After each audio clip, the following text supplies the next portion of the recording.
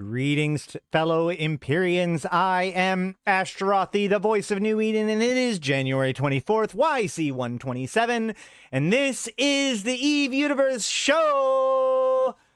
Welcome, welcome, welcome. So good to be back. Oh my gosh, it's been a week. It's been a very stressful week for me, but it is so good to be back, and it's good to see you guys all here. We are going to be covering some more stuff in the new player or the guide to Eve that we're working on. I have the first video already edited, the basics of fundamentals. However, it was pointed out, I posted it to my supporters, and one of my supporters pointed out that I had missed some pretty critical details. So today we're going to record like a final addendum to that, so that way I can attach it to it and call it a good. And then also we are going to be covering the next segment of that video, which is weapon systems. We tried to do that last time and we ran into some shenanigans. So here we are. It's so crazy how it's cold some places, really cold some places, and really hot some other places. If only we could get our weather sorted out. But yeah, but it's good to see you guys all. What you guys been up to? How you all doing? This weekend we will be potentially. This weekend, I know Dutch Gunner has a Drifter Hive fleet going out, and we'll be having some other stuff going on in the convocation. So feel free to hop into the Discord in order to get involved in all that sort of stuff. Hopefully no snafus this time. I have preloaded a whole bunch of stuff. You know, I double-checked to make sure things were working correctly before I did it. Here I can show you. See? I went through the... That was very frustrating. So, we corrected many of the problems. Thanks. But, yeah. Let's see. I do want to talk real briefly, just for information. I know some of you guys care about this stuff. There is a 25% off Plex packages going on right now. And the nice thing about this is that this Plex package deal is going on at the same time as a 50% off discount on Omega and MCT bundles. Now, it used to be at least that they had this thing. There was no place where I was prepared for Eve Unity to just be gone, and I wasn't going to try to sort why that was true on live on air. That was what I knew. It was like, this isn't working, man. You need to try another time. That was not on my bingo card, as it were. All right. So, but let's go ahead and look into this deal. It used to be a lot more that, like, so every 3 months, they would put out a deal where basically you could buy 3 months of game time and you got 3 months of MCT along with it. Now, it's worth noting that these deals are not the MCT certificate. It's just the MCT, the multiple character training. So you can't then go on to sell this extra thing. It basically just allows you to have your main character and an additional character training at the same time for that period of time. So it used to be that every 3 months they would do this deal, so that way every 3 months you can get a 3-month deal, and it would just kind of roll until the next one, right? I don't know how much they've been doing that now, but these two deals together, this is actually something that they've been doing a lot more of recently. This is like the big Plex inversion that we saw about a month ago was related to this kind of thing, where we have two different sales happening at the same time, where when combined, they are really, really good. So let's look into this. We have 25% off Plex deals. Jesus, don't buy $500 for the Plex at once. But, you know, so we could buy 500 Plex for $24.95. That actually isn't discounted. Okay, that's interesting. Hold on. Oh, select Plex packages. So the Plex package that gives you the correct amount of Plex that you need in order to do stuff that isn't discounted, but everything higher than that is, right? So we've got, let me see if I can find some amount. Okay, so 1,500 Plex, just to make sure I'm having a moment of like, I need to double check everything. So I just want to make sure I'm not totally crazy. If we go into the New Eden store,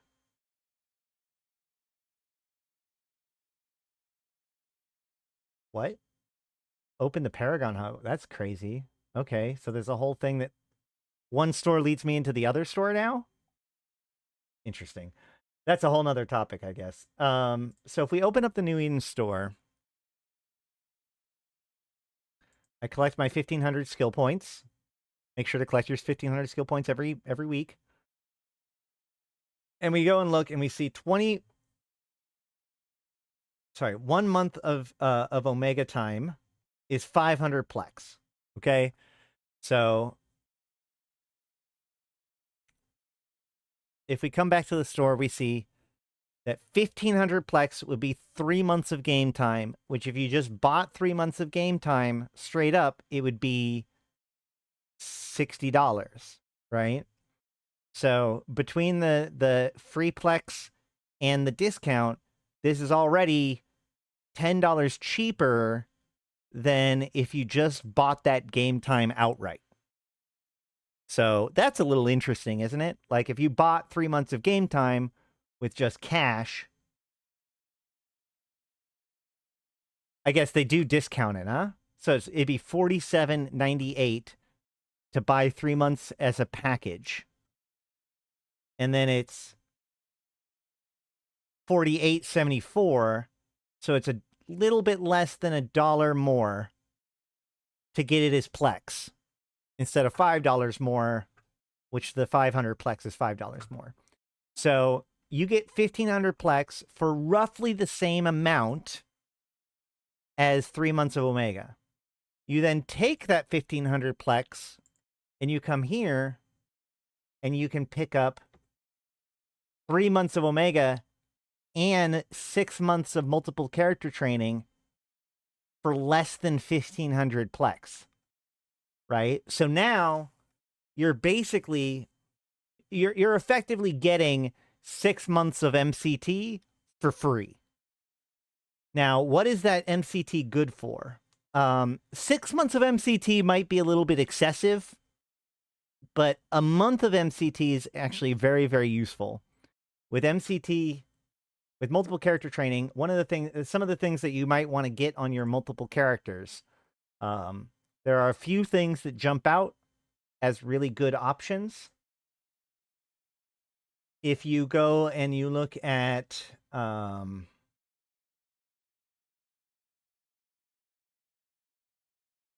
trade skills, you can get most of the trade skills you need for your Jita alt. Because remember, this is MCT. So the question is, I'm going to use this on my main account. What do I need my characters that are on my main account, but not my main character to have? The good news with this is that that character is going to have their Omega maintained because you maintain your Omega for your main account, right? Like most of you do, I assume. So these characters are going to stay Omega, but they're not going to get any more training after this MCT, probably, right? So how do I get the most use out of those secondary characters on your main account? One of the first ways you do it is by trade. If you pick up trade skills, you can then park that extra character in Jita, and then you have all of the slots, and you have all of the discounts, and you have all of the other stuff that you need. It doesn't take very long to train just the skills needed for additional slots and whatnot. So within a month, you can easily train up a trading alt. Another thing that you can train up in a month is a PI alt, right? So if you train PI on 3 different characters, you now have 3 times the number of colonies on a single account. You can make more money per day just by flipping between those different characters. And once it's trained, it's just trained, right? You just get to have it now. So it doesn't matter if your main character is already trained in PI. It's always useful to have another character trained in PI because that's more slots.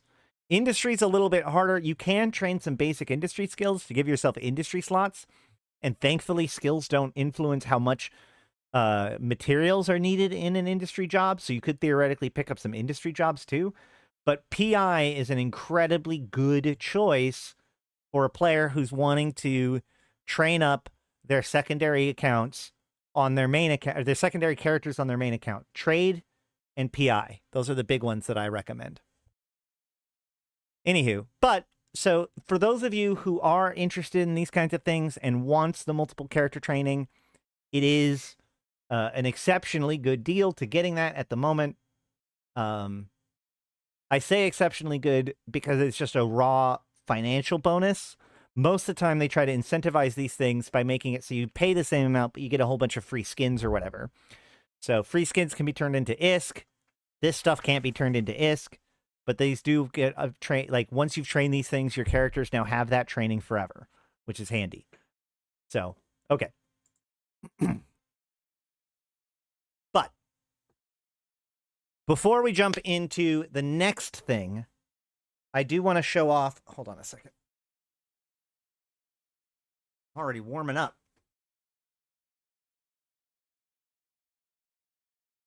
Engineering cores for T2 research. That's actually, well, yeah. Yeah, you could pick up, you can, industry skills, if you know what you're wanting to pick up, is also another good thing for secondary characters on the main account to have, right?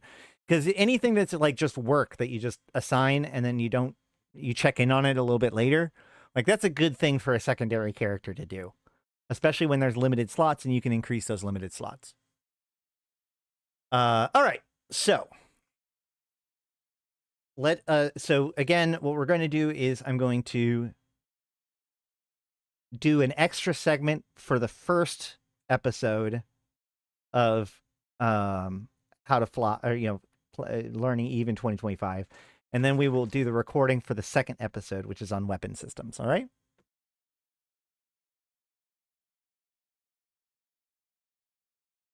Oh, also, CCP Swift on Reddit has said that next week we are going to get the roadmap for the year. So I know that there hasn't been very much news in the last couple of weeks, but that should change next week. We should have a lot better idea of what's going on starting next week. So make sure to pay attention then too. You can subscribe to the channel. We'll be going over it as soon as it comes out, etc., etc. All right.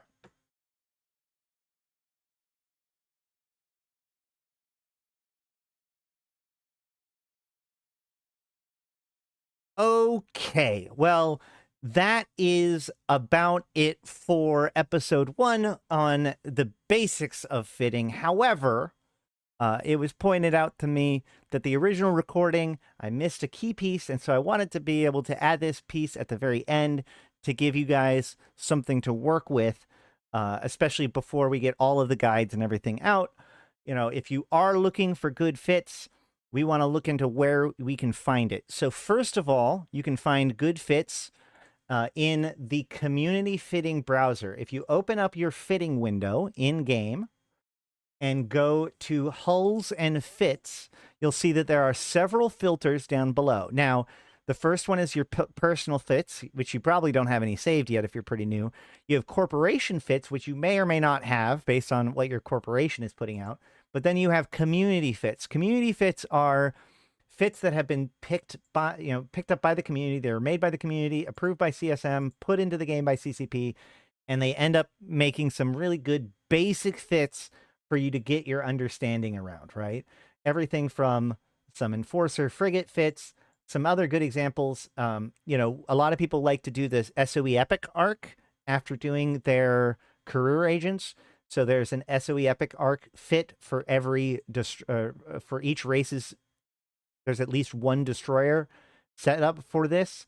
So these are good places to not only find your first fits, but you can look at these and try to understand what makes these good. Like, obviously the top tier is all weapon systems, as many as they can fit. You have a micro warp drive to go faster. You have a capacitor booster to help make up for the fact that all of this stuff takes a lot of energy.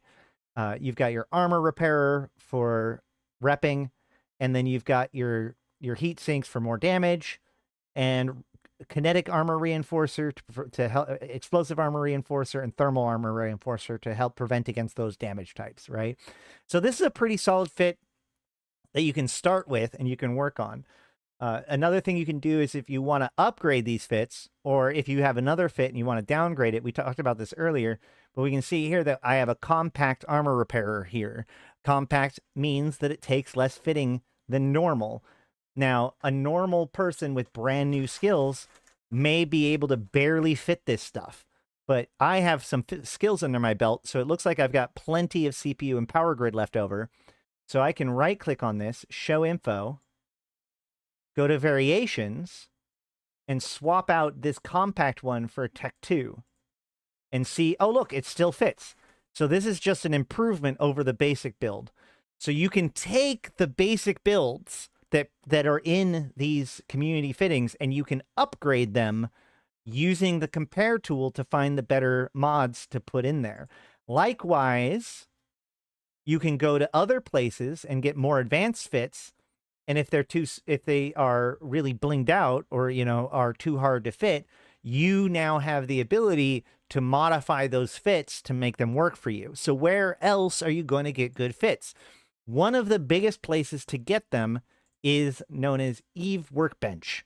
Eve Workbench is currently one of the best places to share different fits for things. You can look up different ships. You can look up different fits. You know, let's say I want to get into T4 Gamma. This thing says it's a T4 Gamma passive. So I'm going to go look into this and check out this fit and see, okay, well, first of all, I want to give you fair warning. Don't ever trust an Abyss fit like this without a battery in it, but we're going to go with this. We're going to talk about Abyss on a future episode, but we can see this fit and go to the EFT tab, select it, and copy it to clipboard. And then when we go back into the game, we can open it up in fitting, go to this import and export button, import from clipboard, and then simulate. And boom, we have it. Now, again, we can pick a fit that maybe you don't have everything set up, right? Maybe you don't have Tech 2 rapid light missile launchers yet for whatever reason, right? I can right click on this, look this up, go to compare, see which one of these is the best one that I want in the meantime, like with meta levels. We're going to talk about this in the reason why I'm doing it this way in the weapon system video. And I can replace these Tech 2 missile launchers that in this scenario I can't use, and I can put in Arbalest missile launchers to replace it. So I can take a fit from a place like Eve Workbench and I can modify it to make it work with my skills. Now, I need to accept the fact that I might be breaking something. It may not work as well. You know, a compact module isn't going to work as well as a non-compact module. The Tech 2 missile launcher is going to work better than these meta missile launchers. But at least now I can fly the ship and fight with it. And speaking of Abyss fits, I want to point out one other really good website, which is if you actually go up at the top to switch website here, we can find Abyss Tracker. And if you head to the Abyss Tracker, this is a great place to learn about all things Abyss, right? You can pick whatever version of the Abyss that you want to check out. You can see the different ships that are usable for it. I can be like, okay, well, I want to look into T1 Abyss. And here are all of the different fits that are working with it. I can click on the setup. Okay, that isn't the fit. But I can go to fits. And I can see all the different kinds of fits. And I can say, okay, well, I'm looking for a calm filament. Here are the different options. I can pull this up. And I can, once again, go to export, copy to clipboard, come back into the client, import from clipboard, simulate, and this is Laru Gaming's Abyss Fit.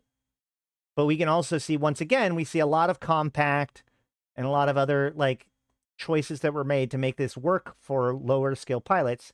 So as you skill up and you get enough fitting room, you can start. Well, first of all, this is a micro warp drive 1. That's probably not great.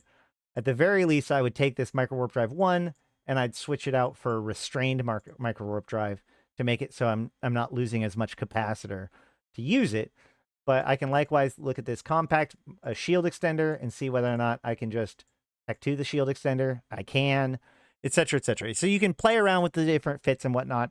So that shows you where to go to find some basic fits and how you can best modify it. However, if you want to be able to make fits of your own or better understand it, I recommend the rest of my series, including, of course, my next episode, which is all about the weapons. So that being said, that is it for today. I've been Ashrothi, the voice of New Eden. Until next time, I'll see you in space. Okay. That's that, I think. All right.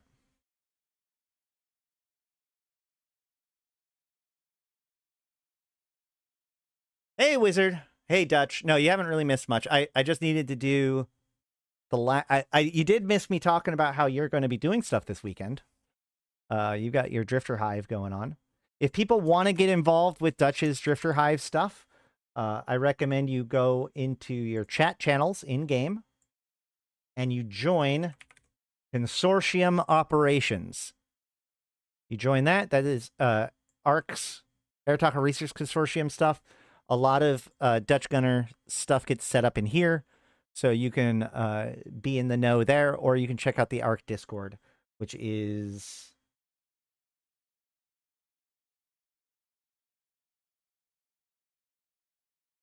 not... Oh, yeah, it's right here. A link to the ARC Discord server. That's where a lot of the lore stuff gets talked about, for those of you who are interested in that. Okay. Making Drifters Doomsday go burr. Yes. Swing and a miss on Dutch.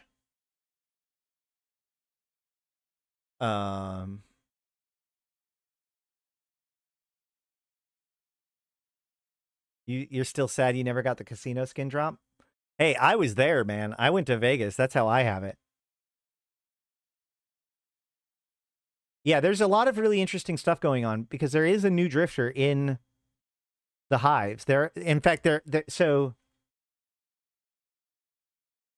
there is something interesting that now that you're here, Dutch, I'd like to talk about, which is if you go, I've been digging through Tranquility or through the Hobo Leaks a lot, trying to figure out what the hell's going on. Because, like, for instance, there's this static pirate Jin spawn point, which still pops up. And, you know, there's also this new resplendent coil expert system, which allows you to fly the Daredevil and the Vigilant. So there seems to be some Serpentis-based thing coming up soon. There is a landmark called the Serpent's Coil, I think or isn't it? Hold on. Where is it? It is...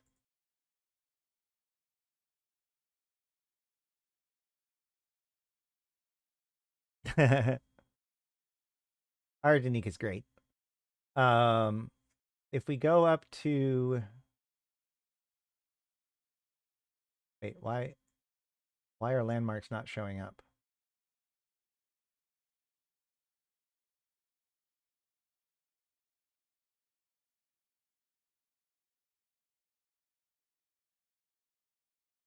There's supposed to be little landmarks marked on here, right? Am I being silly?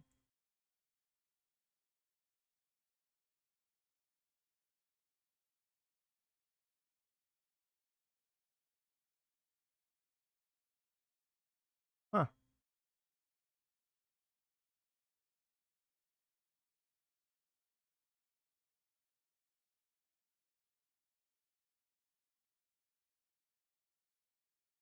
Like, isn't there the Serpent's Coil somewhere in here? Oh, yeah, there's a landmark. Okay, so I'm not crazy. I'm just having difficulty finding them.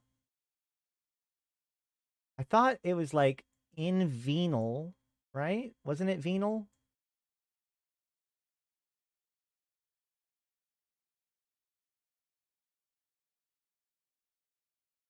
Hmm.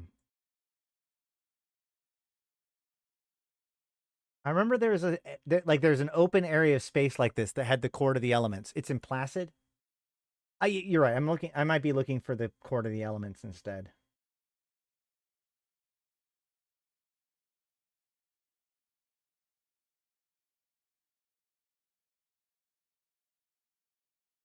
What a wonderful way of showing off how little I know about the geography of nullsec sometimes. I think Placid's over here, right? No, no, no, no, no, no, no, no. Iridia, Fade, Declan.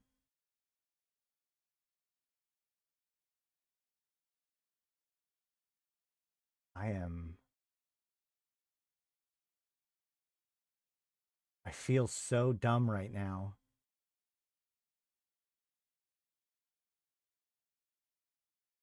Wait, that's why, because I'm looking at nullsec stuff. Placid is not nullsec. I'm so dumb. I'm like, wait. Yeah, right. No. Okay, so Syndicate. Oh, that's where it is. I knew it. See, I knew that there was like an area of empty space that has stuff, and that is the Court of the Elements. I'm looking at the wrong section. God damn it. All right, well, fuck. There is a coil. There's the Trace Cosmos.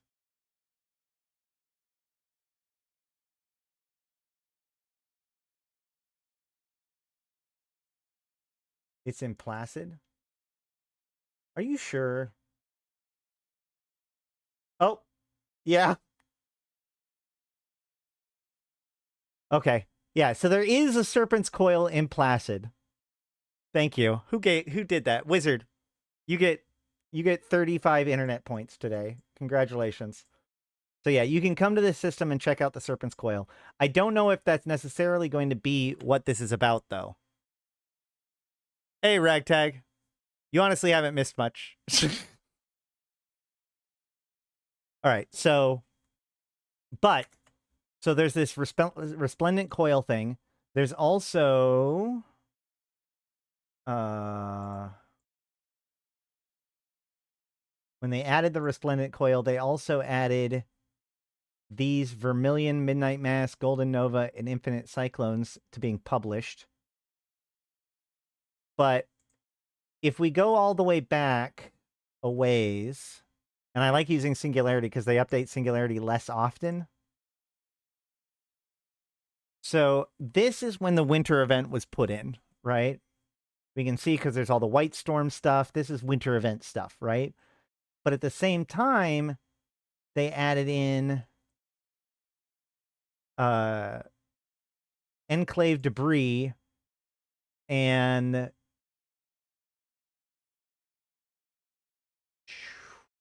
these guys.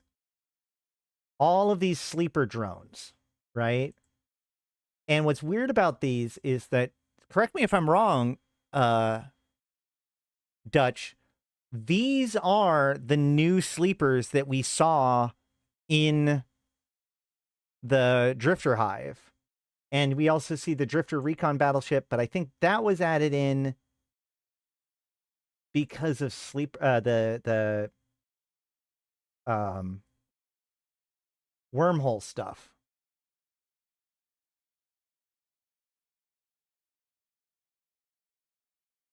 But there's also a new Drifter Strike Cruiser. And there's new Helios Tyrannos, but I think that's the wormhole one, right? And Phylarch Tyrannos.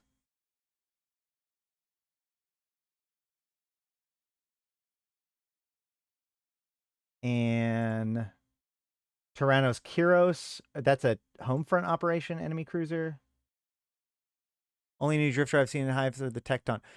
But no, like the very first room that we went into. Oh man. Hold on. The very first room that we went into had a bunch of new sleepers in it.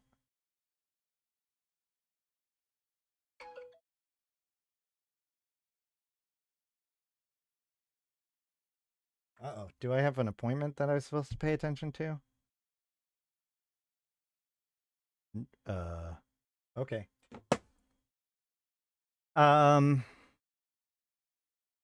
Where is it? It would be Intergalactic Summit.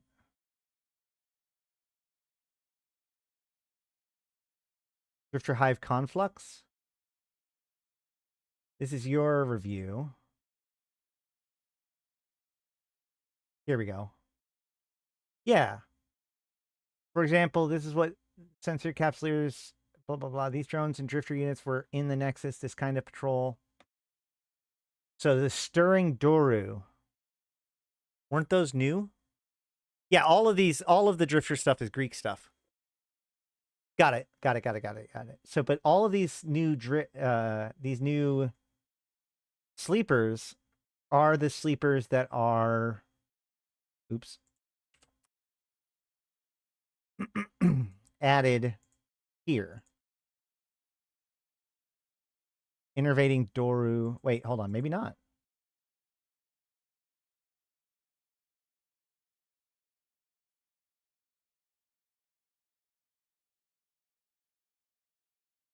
Risen, AKON.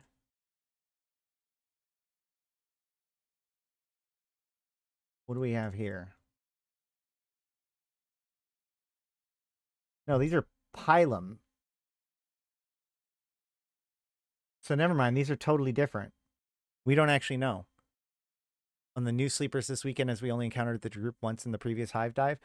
Right. But this is my point, is that there is these new sleepers are kind of surprising to me. I also have, what is MTO? Does anybody know what MTO could be? That wasn't the winter event, was it? What was the winter event sites named? No, because that'd be...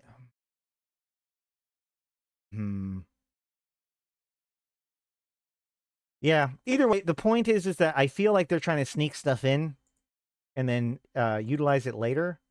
But I've been digging through stuff and I haven't been, like, Merc Dens. Right. Thank you. Mercenary Tactical Operations. That's correct. So maybe these are just the rats for that? Has anybody done a MTO? Do sleepers show up for that? I would assume that it'd be the rogue drones. But also, like, there's a new exclave debris and a new abandoned sleeper enclave.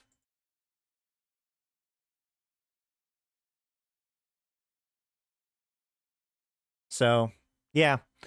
There's something weird going on, but we should know more information next week. But the point is that there's a lot of weird stuff going on in the Drifter Hives. And if you're interested in helping check that stuff out, you should hit up Dutch Gunner and the consortium. Okay.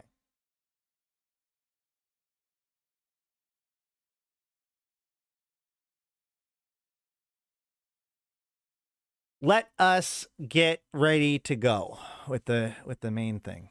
Anything else that we want to talk about before then? Probably not. All right.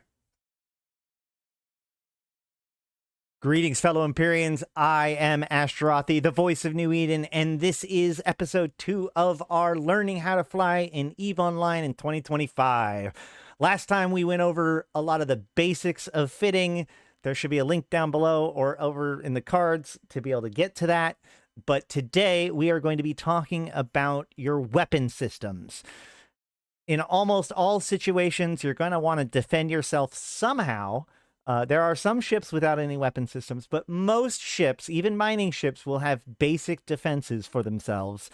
And understanding the difference between the different weapon systems will help you master understanding how to both do the best amount of damage, but also maybe avoid some of the damage that is coming at you by better understanding how the weapon systems work. So in EVE, there are multiple types of weapons, but in general, weapons are lumped into turrets, missiles, drones, and other. And arguably, drones still operate with turret mechanics. So when it comes to how you do damage in EVE, there are turret mechanics and there are missile mechanics. The difference here is that turret mechanics are largely based on a random number generation, where missile mechanics are based on a mathematical formula. With a turret, you may be able to miss, you may be able to crit, you have an unknown amount of damage within a range of possible damage based on the conditions, how well you can hit them, etc., etc.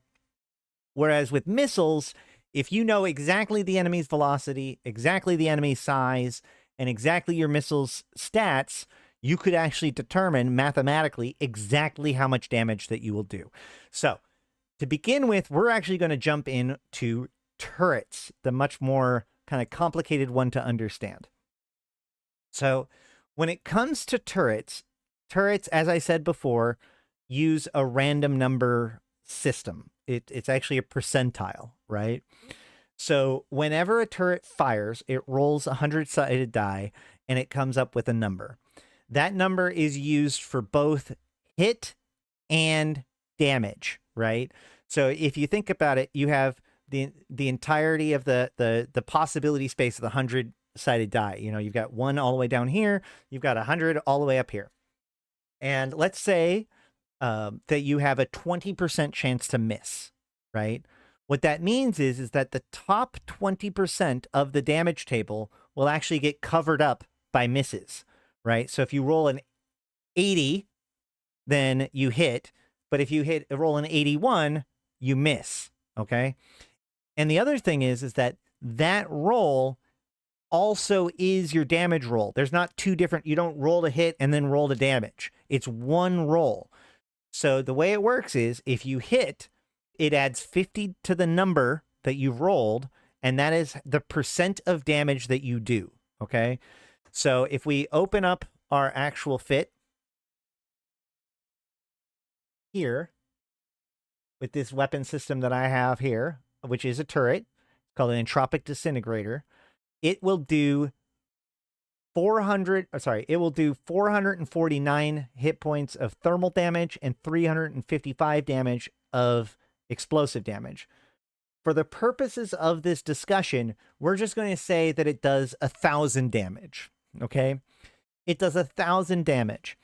If when it fires, I roll a 2, that means it's going to do 52% of the possible damage. So it's going to do about 520 damage total if I rolled a 2 when I shot, okay? If I roll an 80, it's going to do 130% damage, so 1,300 damage. And if I roll an 81, because I have this 20% chance to miss that I talked about earlier, it's going to instead miss. So what that means is that not only does a 20% chance to miss means that you miss 20% of the shots, it's your 20% best shots that get turned into misses. So making sure that you hit and increase your chance to hit as high as possible is critical. So let's talk about how to do that. The ability to hit your opponent is based on three different metrics. One is your distance, 2 is their angular velocity, and 3 is their signature radius, okay? And those numbers are compared to your weapon system's optimal range and tracking, okay? So a weapon system's optimal range is the range in which it has 100%, it's the maximum range in which you have 100% chance to hit a broadside of a barn, right? If it's not moving at all, and if size is no consideration because of how big it is, then you will hit 100% of the time up to your optimal range. Your first fall off is when that probability is converted to 50%, okay? And we can actually go and open up, we can go to Eve Academy, and they have a series of videos, but you can also open this up in client. You can go into the agency and go to the help section combat mechanics, and you'll see all of this stuff there. You can see optimal range. It's not playing it right now. There's ways of fixing it. That's why we're using this video in the browser right now. But what you can see is basically up to the fall off, or up to your optimal, you have a 100% chance to hit. Past your fall off, up to your optimal, you have a 100% chance to hit. Up to your first fall off represents when that chance to hit is reduced to 50%. And then your fall off times 2 is when that damage is reduced to effectively almost 0, right? You can see it's 0.2%, right? That's at double fall off. So if we open up our weapon system here and we go to show info, we can see that this weapon system has an optimal range of 18.56 kilometers. And I have a bunch of skills that influence that. And it has a fall off of...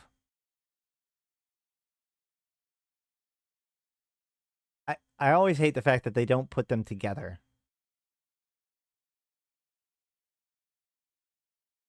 Oh, I picked a weapon that's special and doesn't have a fall off. So let's go ahead and look at a normal weapon like a laser beam, okay? This laser beam has an optimal of almost 10K meters, or 10 kilometers, and a fall off of 2K meters, right? So what that means is that basically if I'm using this laser, I have a near 100% chance to hit something up to 10 kilometers, assuming its size and its speed is not a factor. And then, by the time it gets to 12 kilometers, my damage potential has been reduced by half.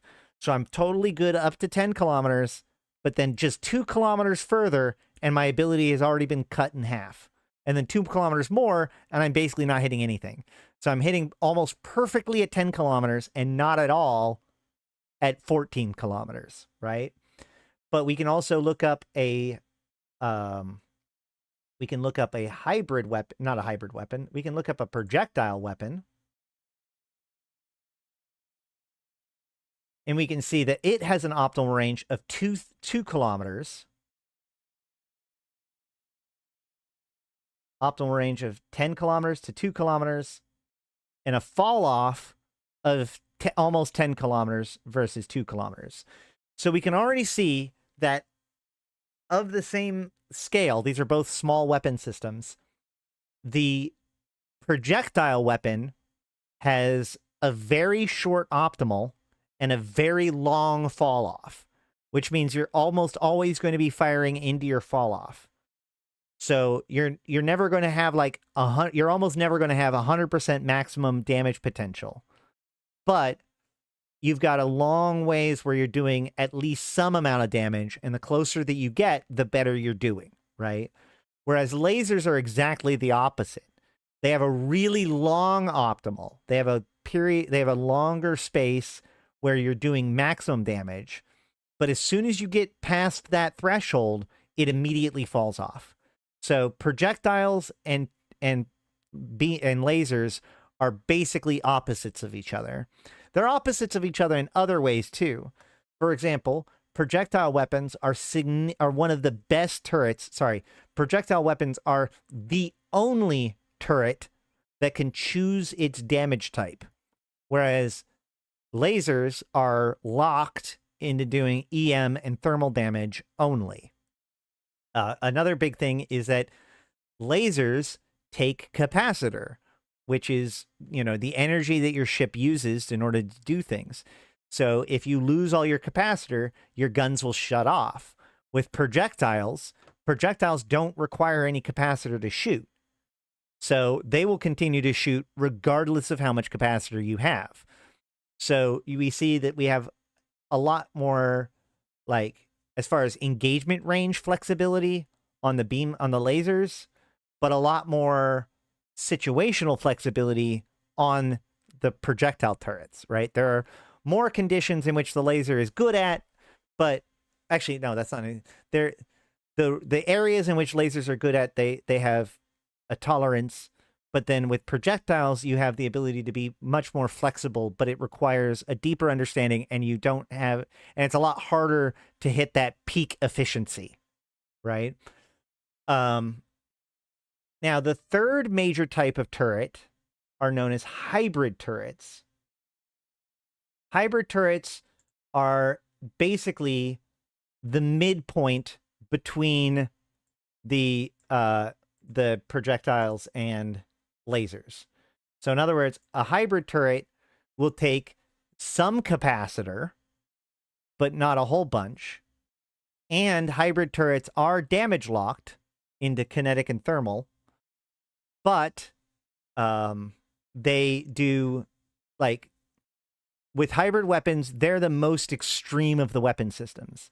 The short-range weapon system does the most, is like the shotgun in the game. It does the most amount of damage with the least amount of range, whereas its long-range weapon system has the longest possible range in the game when it comes to the weapon systems, right?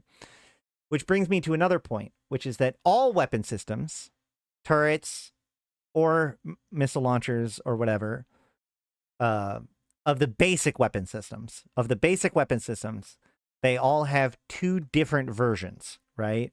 Doesn't matter if it's missiles, hybrids, lasers, or projectiles, they're going to have a short-range version and a long-range version. For the short-range versions, we have the pulse lasers, we have blasters for hybrids, and we have autocannons for projectiles. So this is actually not necessarily a great comparison between the two, because I'm comparing an autocannon versus a beam laser. So we can look at our energy turrets, and we can pull up a small pulse laser.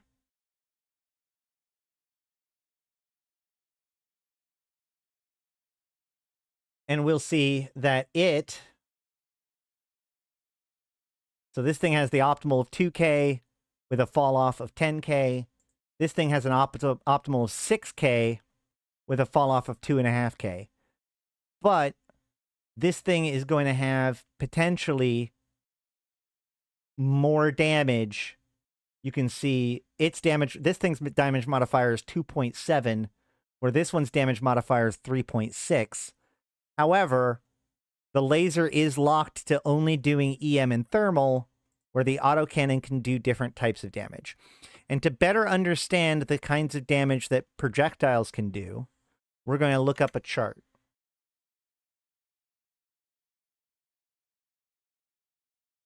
This is the infographic for what kind of damage that different turrets, the different ammo for your turrets will do. And you can see EM damage. There's 4 different damage types in the game. Everything has to do one of those four damage types: explosive, kinetic, thermal, or EM, right? And those are applied to the resistances of the enemy tank. So doing the correct damage type is critical to doing high amounts of damage. So in general, you can do EM, explosive, and thermal effectively, while kinetic isn't very good. I assume you mean for projectiles. I'm not sure if that's necessarily true. I guess I see what you're saying. There's a lot of things. There's a lot less that do kinetic, but then there's a lot more than with the Caldari being kinetic locked. There's also a lot of things that do kinetic. So either way. So in here, yellow is explosive, gray is kinetic, blue is EM, and red is thermal. So we can see that there's actually a pretty decent spread of damage types throughout the types of projectile ammo.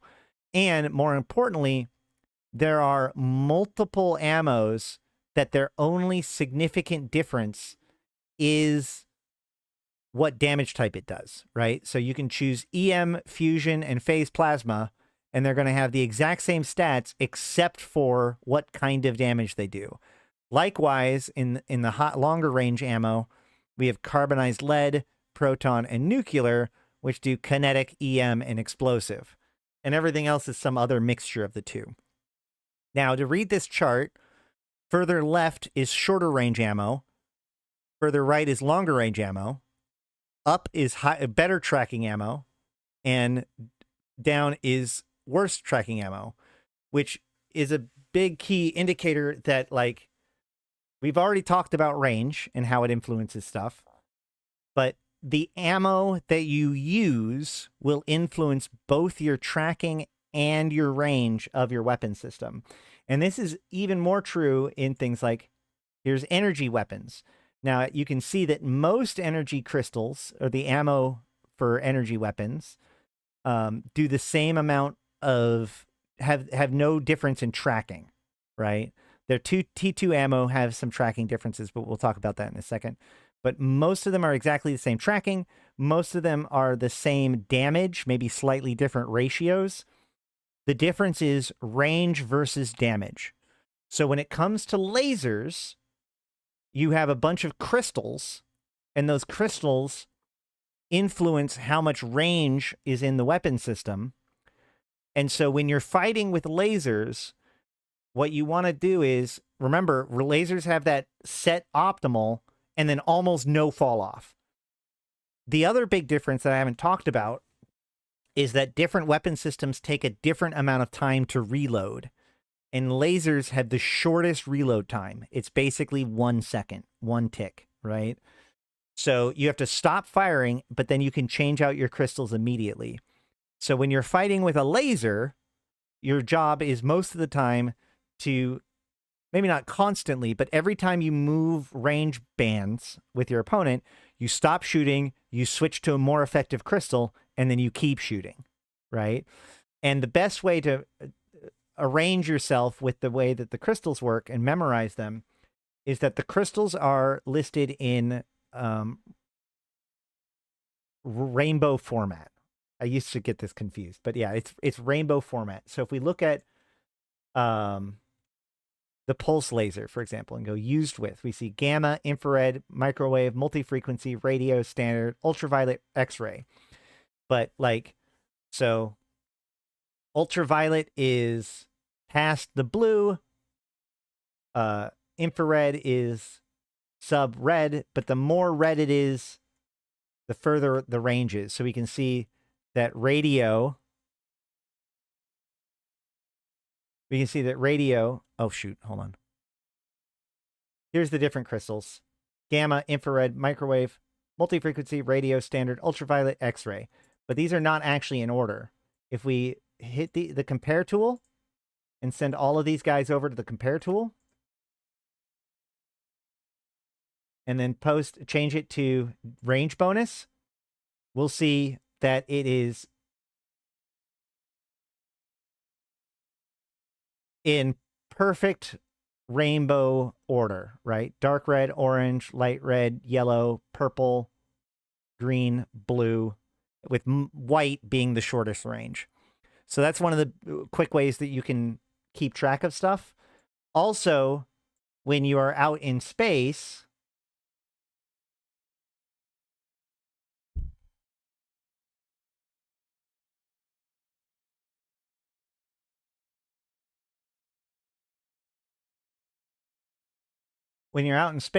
and you right-click on your weapon system, you'll see, shoot, hold on. I'll unload it into cargo first. If I right-click on my weapon system, dang it. I need to have more than 2 types of ammo.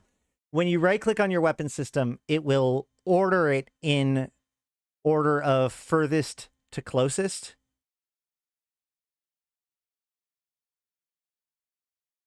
Give me a second.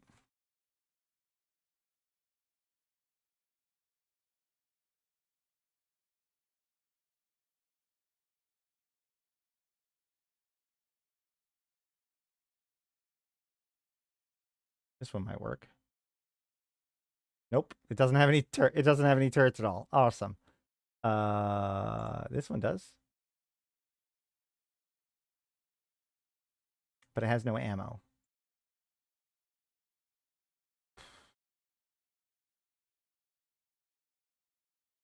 No matter how much I prepare for this stuff, I never prepared for this stuff.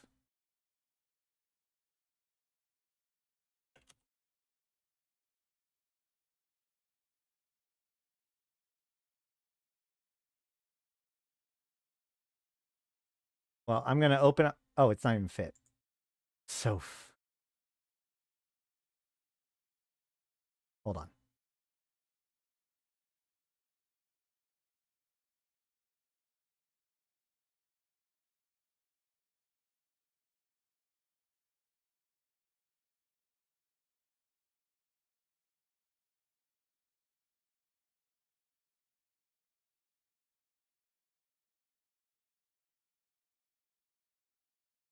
So here we have an Algos, and it actually has projectile turrets because you don't have to have the correct type of weapon system for a given ship type. But I've got Archangel, Phase Plasma, and I've got Barrage. And so I can even if I don't know which one of these two is going to be the best ammo for or the furthest range, I can right-click on the ammo and see that, oh, Barrage is going to go further than Archangel because it's listed in that order. Also, I can see that Barrage does primarily explosive with secondary kinetic, and Phase Plasma does primary thermal, secondary kinetic. And we can look on the chart to verify that, to be like, okay, well, Barrage is up here with way further range, and Phase Plasma is back here, with much shorter range, and mostly thermal, with a little bit of kinetic, with Barrage being mostly explosive, a little bit of kinetic. So we can see that this is, in fact, accurate in the way that they order things. So that's kind of a cool way to do it, especially if you've got all of your crystals for lasers or whatever. You can quickly swap between ranges like that. Now, other weapon systems besides lasers have a much longer time to reload. Like you can see that this weapon system takes 10 seconds to reload for projectiles.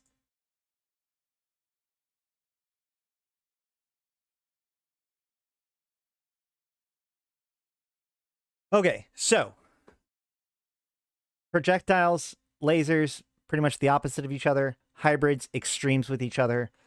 There is another piece of the formula that we haven't been going over so far. We've been only talking about range, but another way that these ships are different, or these weapon systems are different, are because of tracking. Now, tracking is how well your turrets can move, tracking an enemy as it moves across your horizon, right? So, as we can see here, if the ship is going slow enough, as we can see here, if the ship is going slow enough, hold on. As we can see here, if the ship is going slow enough, then the turret can track it as it moves around, and there isn't that much of a consideration.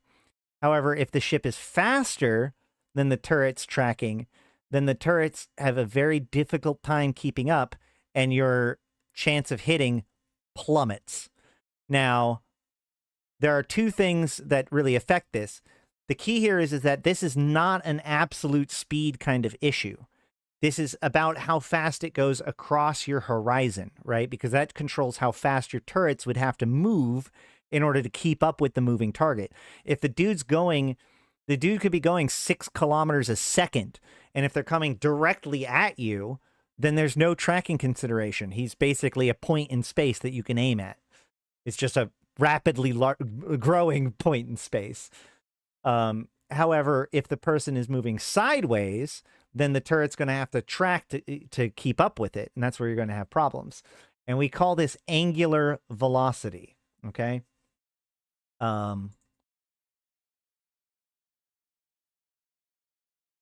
So we can see here that the target's velocity is going its way, but the angular velocity is the change across a circle that's being done from your point of view. This is actually really important because remember, given the fact that this is from your point of view, that means your movement will also affect angular velocity, which means one of the best ways that you can minimize angular velocity is by attempting to match your vector of travel with your target's vector of travel. because that will reduce your relative change to one another. Whereas if you are moving and he's moving, those movements can interfere with each other and make it even harder to hit than normal. So like if a battleship, I've had times where I was in a battleship and I was trying to move around while shooting, couldn't hit anything. But as soon as I stopped moving, adding my own movement to the equation, I was able to track significantly better. And even better when I used the, if you go use the tactical browser, you can see your vector versus another ship's vector, and you can match those. And then that calls it good. So like, as you can see with the tactical viewer, I can see this arrow. This arrow represents my vector. Hold on. With the tactical view, you can see my arrow. That represents my vector. If I change what direction I'm going, you'll see the change in the arrow. If I have somebody locked and they're also traveling with tactical view, you're also going to see their arrow. And you can make those two match, and then you're going to be able to hit them way, way easier. Now, the big thing that gives the big thing that helps mitigate with tracking is, of course, their signature radius. The bigger they are, the easier it is to hit them in spite of the fact that they're moving. Because if you think about it, if you aim towards the nose of the ship and you miss the nose because he's going faster, but the ship is so long that you're still hitting the ship, then congratulations, you still hit the ship. So signature radius mitigates the tracking problem. And we can see that there's a formula here. Chance to hit is, so we can see angular velocity. The higher the angular velocity, the harder it is to hit. The better you're tracking, the easier it is to hit. The bigger their signature radius, the easier it is to hit. This is one factor, and that can equate up to 1. And then this is distance minus optimal over fall off. So the further your fall off, then the easier it is to hit. The shorter the distance, the easier it is to hit. The longer your optimal, because the optimal is minus from the distance, the easier it is to hit. So if you are within your optimal, this right here will calculate down to 1. If your angular velocity is at where you're tracking in signature overweigh the angular velocity, then it equates to 1. So this becomes a chance to hit of 2 divided by 5, which is 1, 100% chance to hit. If any of these numbers change versus each other, then it will modify the formula, and that is how you create a chance to miss. I can't show the correct stuff at all, period. It sucks. Here's the formula. Do you guys want me to re-explain it? So the higher the angular velocity, the higher the distance, the lower the chance to hit. The higher the tracking, the higher the signature radius, the higher the fall off, and the higher the optimal, the higher the chance to hit. How's it working when you orbit each other? Like when you're tidally locked? Well, so one of the things that's important to note is that as far as the calculations in this game goes, you are a sphere with a vector, right? So even though you guys are going around each other, like, even if you guys are turning into each other and it looks like the ships are pointing kind of at the same way, they can be moving across each other's horizon to the point where it requires tracking. But yeah, all that stuff is added into each other to figure out what the angular velocity is. It is worth noting that you can, I strongly recommend, to help better understand this, if you go into your browser and you open overview settings, you can go to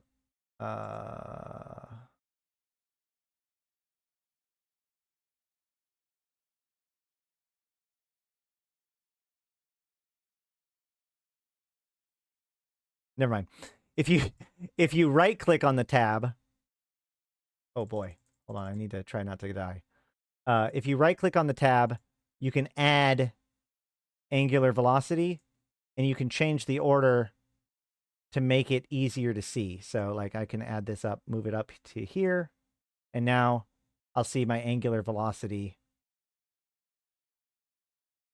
which is 1.61 rads per second, versus my tracking, which is 295 tracking. So I should be able to track this guy pretty good, given the fact that he's not really moving, right? Likewise, now I can actually see this. If I lock up this Bantam,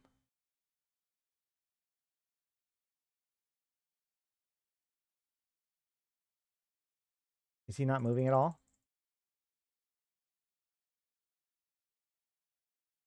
Maybe he's not moving. No, he's not moving. Thrasher fleet issue is. So I can see on this Thrasher fleet issue, it's got an angle going up, right? And you can see on my screen, there's its angle too. So right now I'm going in the opposite direction of the Thrasher. So it's my chances of being missed is higher, is basically at its highest because we're going past each other. If I was to turn around and make our arrows match each other, then it would have a much better chance of hitting me. And that's what he's doing right now. He's turning around, which is making our arrows match up a lot more. If I went up like this, now we're basically just flying alongside each other. So the only difference between our relative range is speed. So this would be like the easiest way to hit them. And you can see like the angular velocity changes as I do this too. So that's how that works.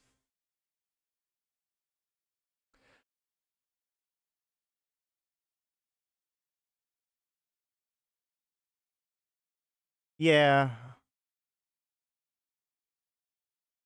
That's where the chat goes. Look, not perfect. All right. So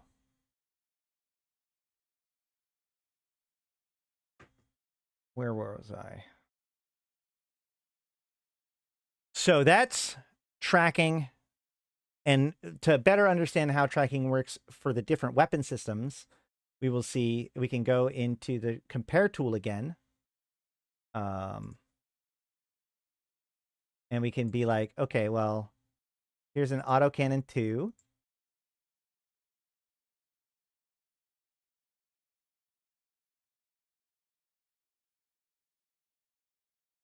And a pulse laser 2. And a blaster 2.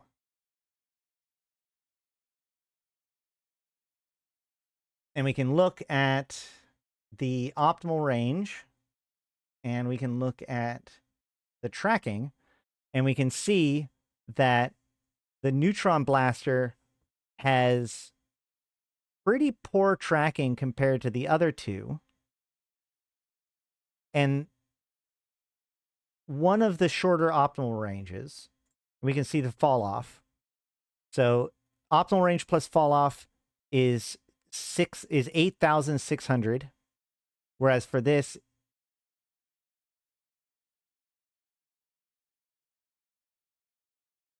I feel like I'm making a mistake here.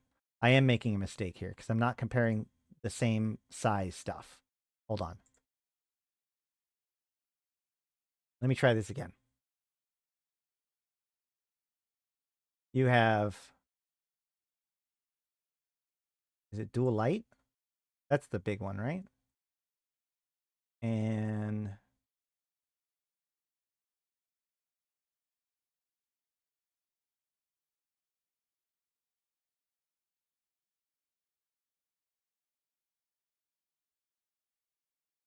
450 autocannon twos. There we go.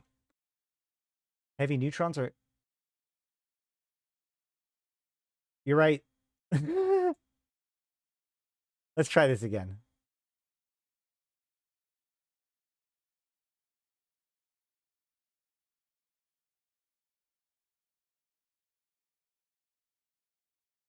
All right. So what here we have the three short... Oh my God. You're...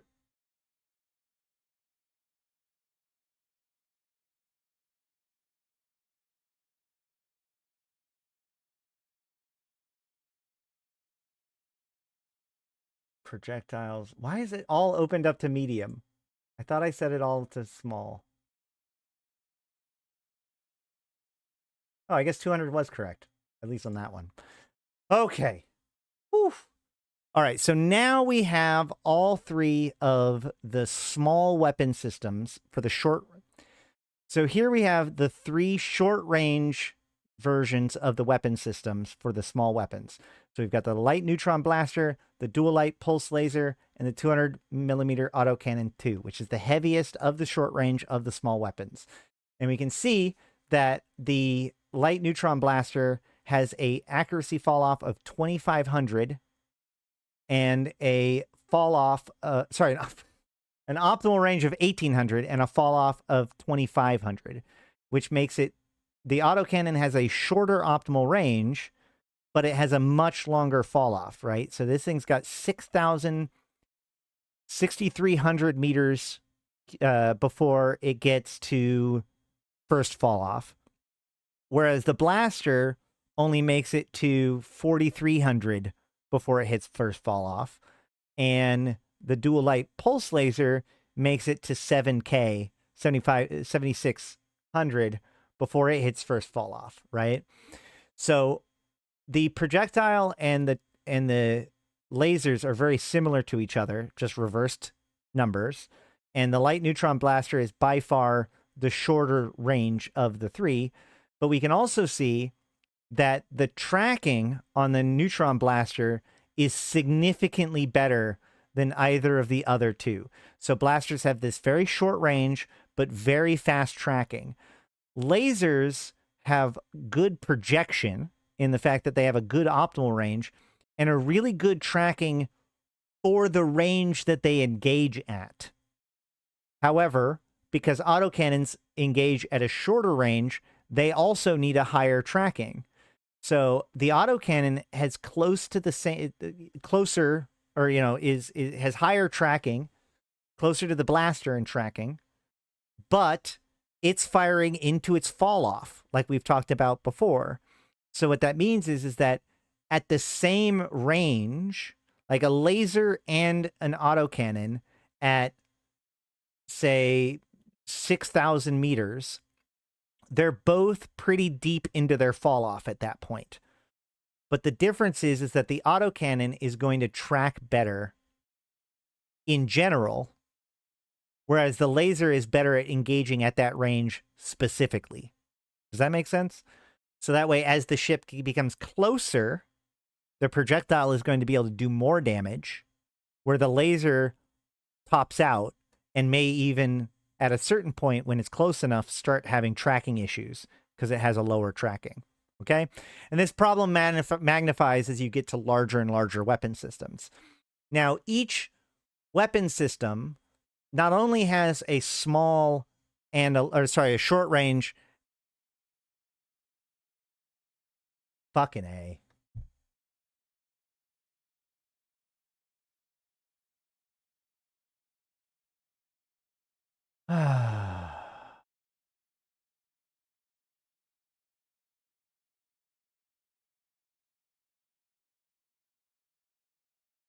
All right, I just got corrected. This is the correct one. So we can actually see that the numbers are a lot better than I thought they would be. So yeah, you can see that the pulse laser does have better overall projection than the autocannon 2, but significantly worse tracking than that. Now, not only are there short-range versions and long-range versions of each weapon system for each size category, but there are also multiple versions of each weapon type within its own size category and range category. There's usually 2 or 3 that represent different levels of heaviness, okay? So the best way that I usually determine the types, because it's sometimes hard to tell when you look at the whole list, like which ones go for which. So I like to go to the Tech 2s and I just show info on them, because then you can see all the variations of those Tech 2s, but these are the standards, right? So I can look at these and I can say, okay, well, compare dual light pulse laser, Gatling pulse laser, and small focus pulse laser. And we can see that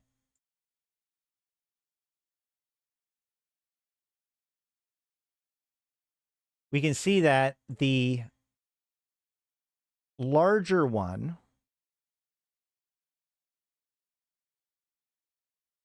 they're in order. So like the bigger it is, the small focused pulse laser is the heaviest of the 3, with the Gatling pulse laser being the lightest of the 3. And we can see that the heavier one takes more fitting. It takes way more CPU and some more power grid. It does more damage. It has a higher damage bonus. And it has a further optimal and fall off. However, the lighter weapon system has a faster tracking. So the lighter versions of the weapon has lower fitting and better tracking, when the heavier version of the weapon system has more fitting requirements and worse tracking, but more overall damage and better range. So that's kind of the trade-off between these two, right? So generally speaking, you want to go with the heavier one, the heaviest one that you can get away with.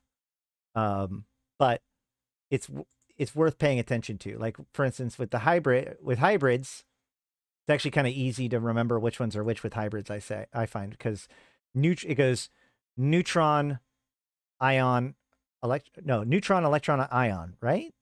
Uh-oh. I just said it's easy.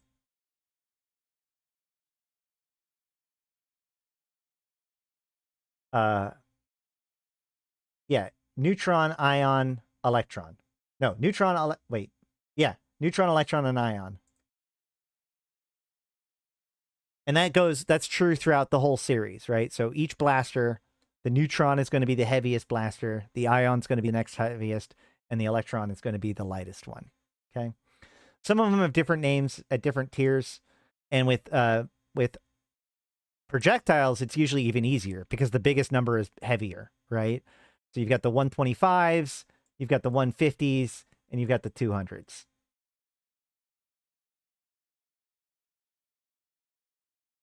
Right. So one of the ways that this comes into play when you want to have a lighter weapon system is especially when you have medium weapons, when you're on like a cruiser and you're wanting to fight frigates, often you will want to go with a lighter weapon so that way you have better tracking if you're planning on punching down with your weapon system. That is a good example of when you might want to scale down, for sure.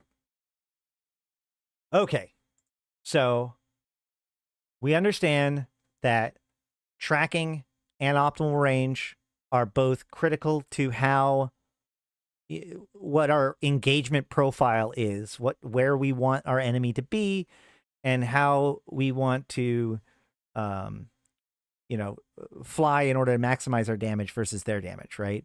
If you're in a lighter ship and they're in a heavier ship, then all of this, everything that we've been saying kind of goes out the window, right? Because you've got a lighter weapon system, you've got better tracking. So you can have a higher higher angular velocity and still hit them. Whereas the medium ship with bigger, clunkier weapons won't be able to track you.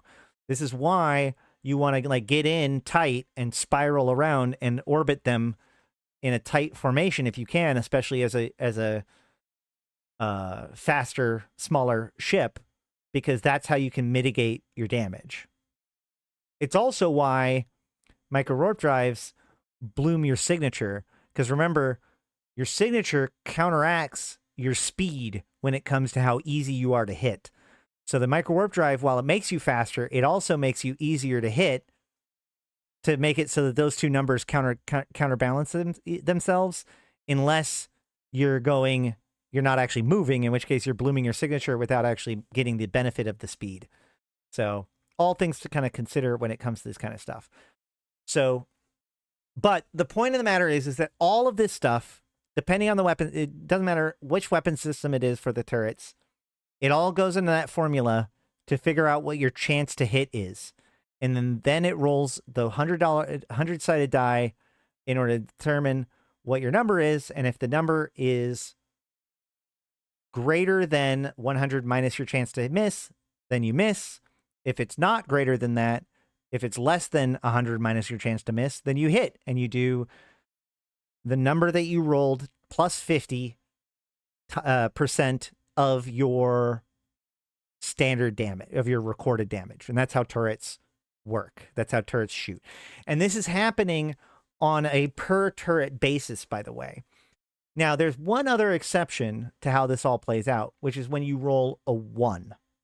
If you roll a 1 on your D100, then you get what's called a wrecking shot. And a wrecking shot does 300% damage, which, remember, the most amount of damage you can do, if you roll a 100 and you have a 100% chance to hit, then you'll do 150% damage. So a wrecking shot does twice as much as the absolute maximum that you can with your turret, or 300% of the listed damage. Okay? And a wrecking shot will always hit, assuming you have at least 1% chance to miss or to hit the enemy. You know, if they've reduced your chance to hit to below 1%, then you theoretically could roll a wrecking shot and it turn into a miss. But barring that, a wrecking shot will do a ton of damage. Now, one of the things that's worth noting is that when you stack your weapons, that changes how the damage is reported, okay? We can go back to here and we can see that damage, when it reports, it tells you a number based on the value of the hit that you got, right? So if you roll a 2 to 12, then you get a grazes. If you roll wait, did I say 12? Yeah.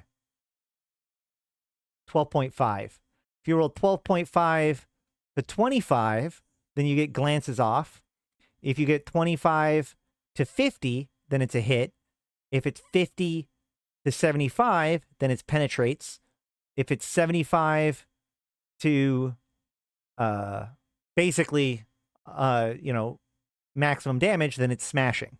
Okay, so you can see those things be reported. It'll say like glances off, grazes, hits, penetrates. Now, what this means is that if you have a 20% chance to miss, right, you will still get the same amount of grazing blows with 25% chance to miss as you will get with 100% chance to miss, in theory, per turret, right? Sorry, not 100%. You'll get the same number of grazing blows with an 80% chance to hit as you will get with a 100% chance to hit, right? Because you'll get a grazing blow only when you roll. You'll get a grazing blow 12.5% of the time, right? So the problem, though, is that when you group your weapons together, it calculates each turret individually and then lumps them all together, and then gives you the name based on where it's at in the overall spectra of damage that you could have done. So what that means is that every miss dramatically brings down your percentile, and every wrecking shot brings up your percentile. But it also means that it won't show wrecking shot unless every single turret on your rack wrecks. This is why Triglavian pilots feel that they get more wrecking shots than non-Triglavian pilots, because Triglavian pilots use a single turret, so they get a wrecking shot 1% of the time, whereas a destroyer with 8 turrets will only get a wrecking shot, will only see a wrecking shot if all 8 turrets roll that 1% wrecking shot. So that is a significantly lower percentile chance to hit, right? But this also means that if you're missing, you're going to see more grazes and glances, right? Because you're still doing damage. Some of your things are hitting, some of them are not. We're not getting to Eden Comp ships yet. These are basic turret mechanics.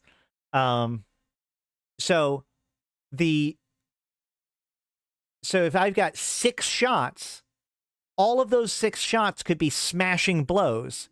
But then if 2 of the shots are misses, remember, like, the average is 150 to 150, whereas a 0 averages at 0. So it reduces it by even more. So if what you see is every single time you shoot, you see a glancing or grazes, chances are what's actually happening in the background is that several of your turrets are missing and some of your turrets are hitting. And then as you get closer and closer to where you're able to hit easier, you're going to see those better quality shots come out. And it also means that if you've got like 8 turrets and you're at your optimal, you should see significantly more penetrates and smashes compared to any of the others. Because even though there's just as much of a chance of getting a grazing blow as a smashing blow or whatever, all you need is one of your turrets to get a wrecking shot to skew the average up. It's not going to say it's wrecking unless all of them wreck. So you're going to, if any of them wreck, you're going to see a lot more penetrates and smashes. So hopefully this helps you understand, like, as you're watching your fights, you can better understand how your turrets are legitimately hitting the opponent based on the reports that you're receiving. So a glancing blow by itself doesn't necessarily mean that you're bad at aiming. It just means that you managed to roll a bad roll that particular shot. But if you're seeing them a lot and you're using a lot of turrets, chances are it means that some of your turrets are, in fact, missing. And you can always double check this by splitting up your turrets and firing them one at a time, so that way you can see what each one of those turrets are rolling.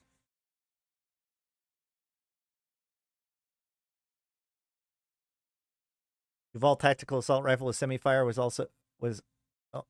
Duval Laboratories' go-to designated marksman rifle for the Warlord mercenaries used on ground war. Kind of ironic in terms of weapons, right? Why? Because it's semi-automatic assault rifle? I'm not sure. All right. So, okay. Whew.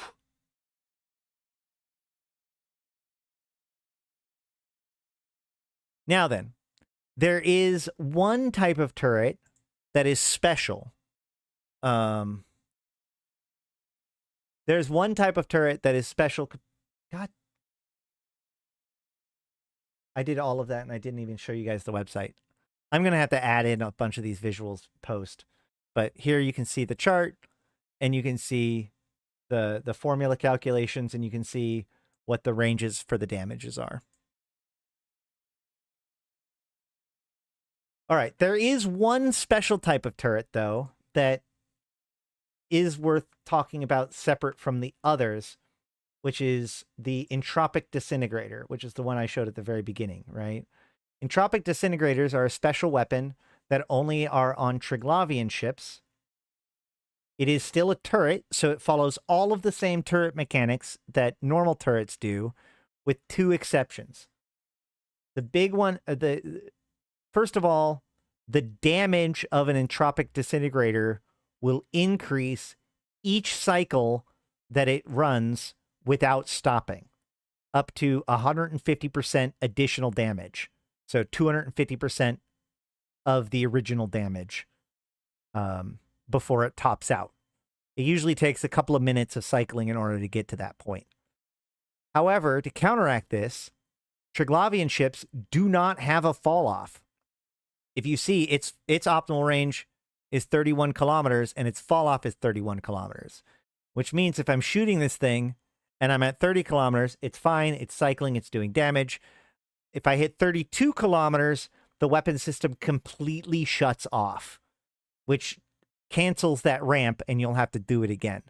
So there are some, like, specialty weapon systems like this that are a little bit more advanced that use those turret mechanics in kind of a different way, right?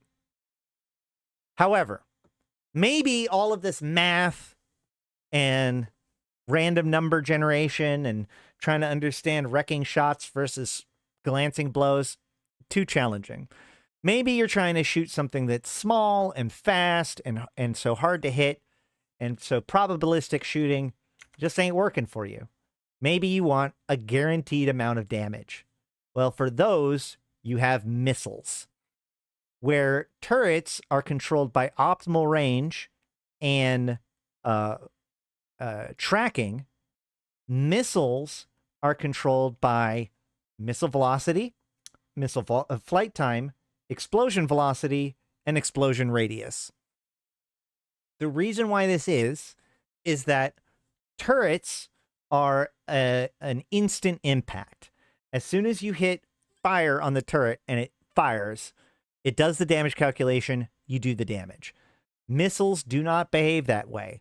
Missiles actually launch a physical object that must travel to the enemy in order to hit and do damage. So that missile can be outrun as well as outranged. So the first two stats that matter for a missile is, the first two stats that matter for a missile is missile velocity and missile flight time, because that controls how far and how fast it gets to the target, right? So the total range of a missile,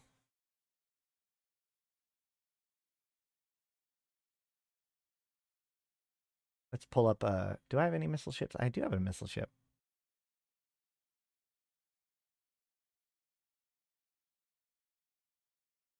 No, I don't. All right, well, let's go into the simulator then.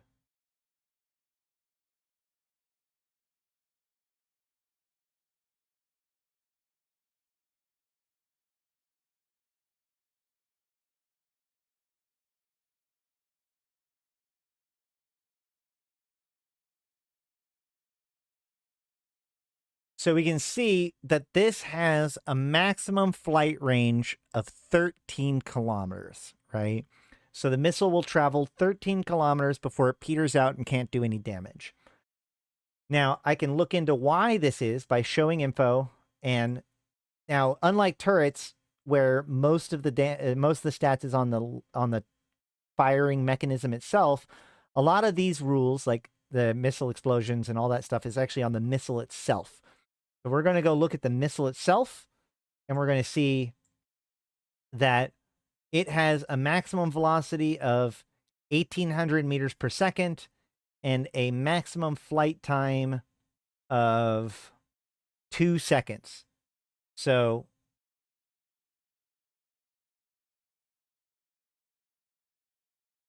oh, wait, hold on.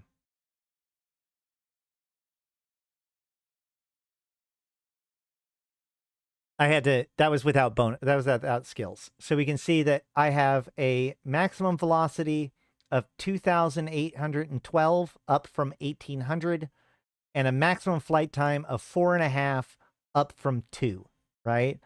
So I can pull out a calculator and I can go 2812 times 4.5, and I'll see my maximum range is 12,654, which we see here rounds up in this case to 13 kilometers, according to this. Now, there is actually a really interesting quirk when it comes to this, when it comes to missile systems, which is, as I pointed out, maximum flight time is 4.5 seconds. EVE Online does not operate in half seconds. It can only go 4 seconds or 5 seconds. It cannot go both, or it cannot go 4.5. So what this actually means, this is actually kind of interesting. What this actually means is that half of the missiles will go 4 seconds. So we can go 2812 times 4. So half of the missiles are going to go 11,248 meters, where half of the missiles are going to go 14 kilometers. So this number isn't necessarily accurate if the flight time is not a round second. Instead, what it does is it takes the amount of the second that is not rounded, and that is the percentile of the missiles that make it to the next second versus this second, right? If it's within 1100, then the missiles hit, no problem. But if it's between 1100 and 1400, only half of the missiles will hit, because the rest of them ended at 4 seconds. That's an interesting quirk of the way that missile flight time works. But so now the other thing about this is that this velocity also need to overcome your opponent's velocity, right? Because the missile travels to the target. The target's moving.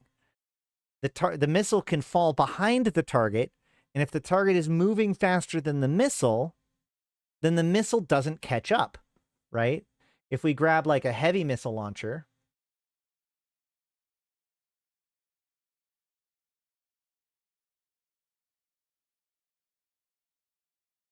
and we grab a heavy missile, we'll see like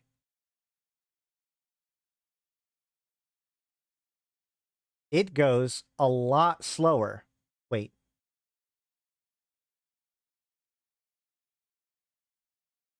I used a long-range missile. Long-range missiles go fast. Hold on. Am I wrong?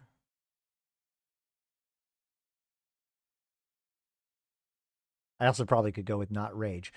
All right, so this thing is a little bit slower. Maybe not, because of the whatever. Bad example. But the point is that, like, okay, let's go even bigger.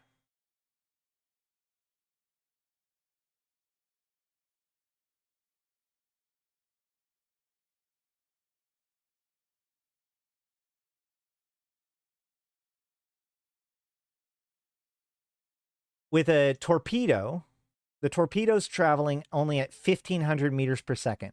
Now, obviously, my skills are going to increase that when I get to it.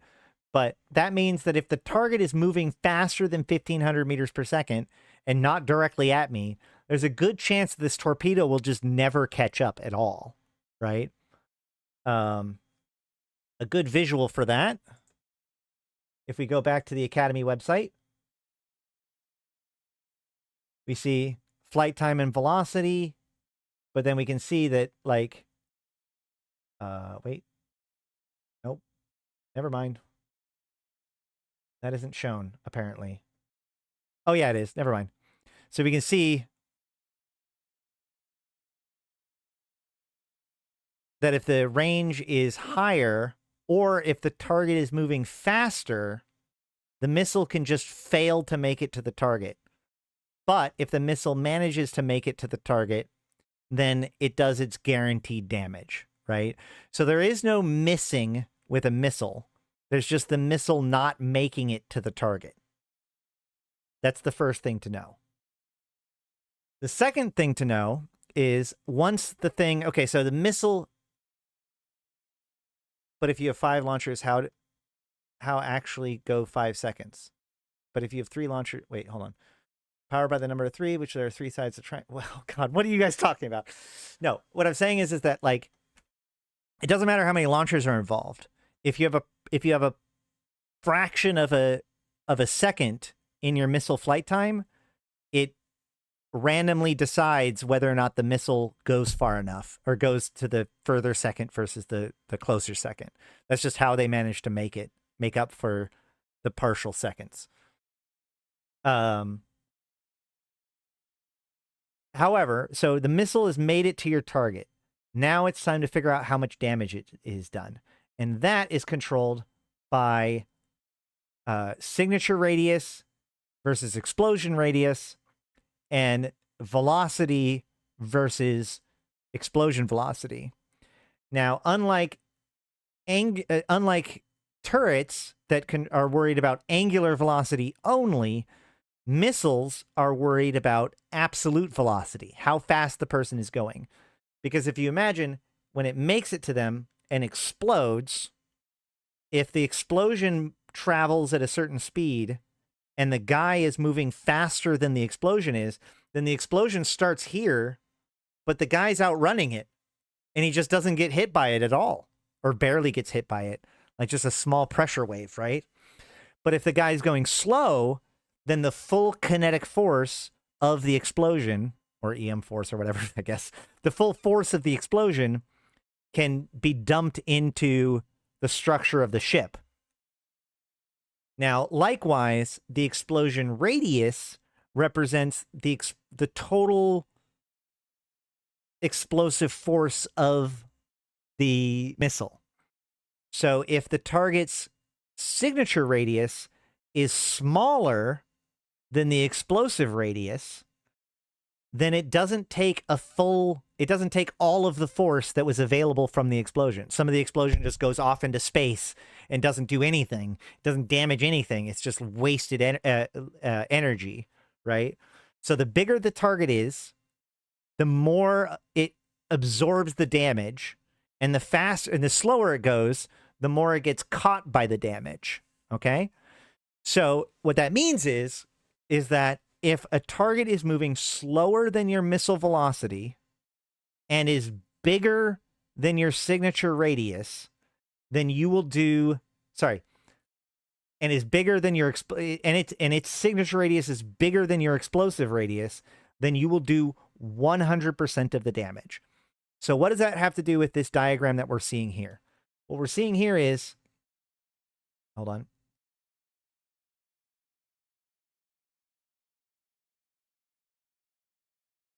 So this is a visual representation of how the damage is calculated by missile application.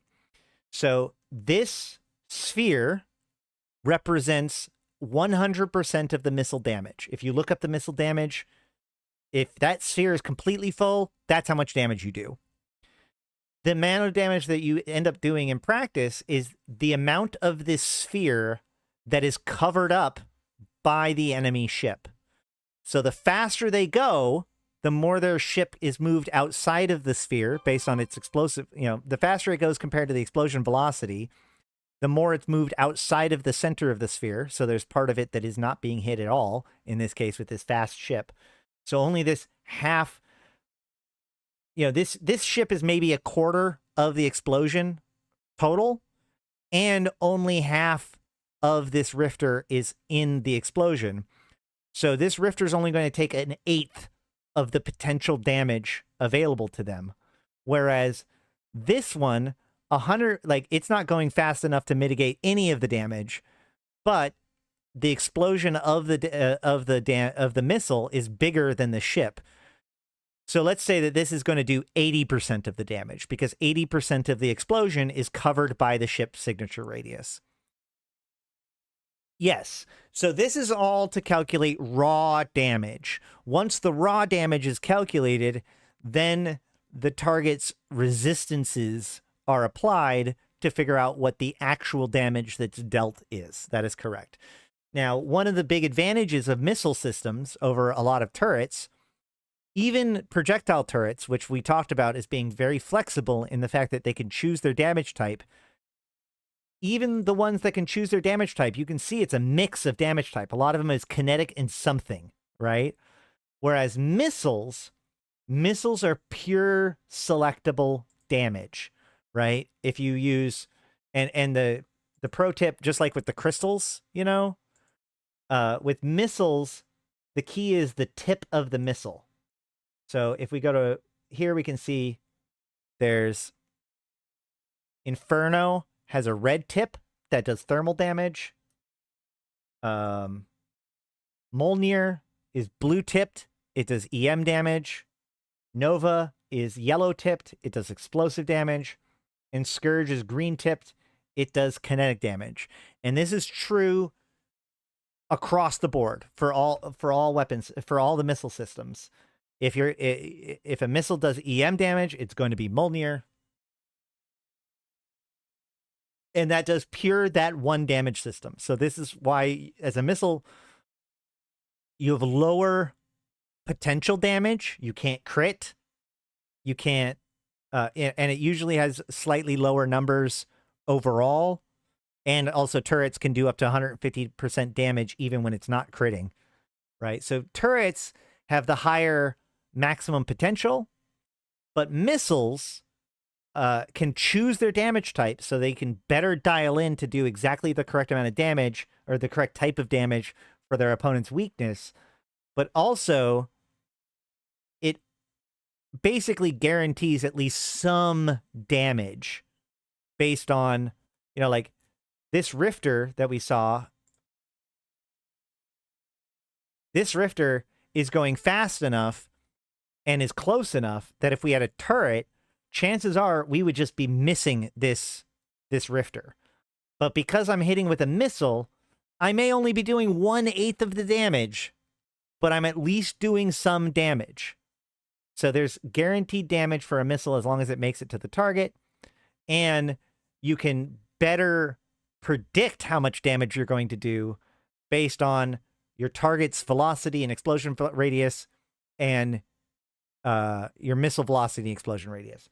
This is also why target painting is so effective. We'll be getting into electronic warfare in another episode, but target painting is extremely effective for when it comes to missiles because it increases your signature radius, which means that you cover up more of the bubble.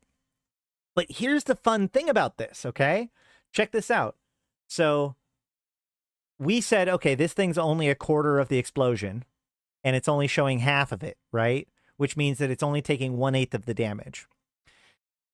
If we don't slow this thing down at all, and we just make it bigger, if we make it twice as big, that sphere is going to cut deeper into this sphere. So, and like that would be true even if this, so if this explosion, if this radius was as big as this one, right? Like, let's say if it was traveling at 0, I would do 100% of the damage because my explosion velocity is the same as, or my explosion radius is the same as their signature radius. If they're moving fast, that will move them out of the center of the bubble, which means you're not going to do maximum damage anymore, right? But if you balloon them, like if you make it bigger than the explosion radius and they're not moving, it does no more damage because you're already doing the maximum amount of damage. But as soon as they're moving, the actual increase of the size of the signature radius means that it has to move further before it starts to get outside of the explosion radius.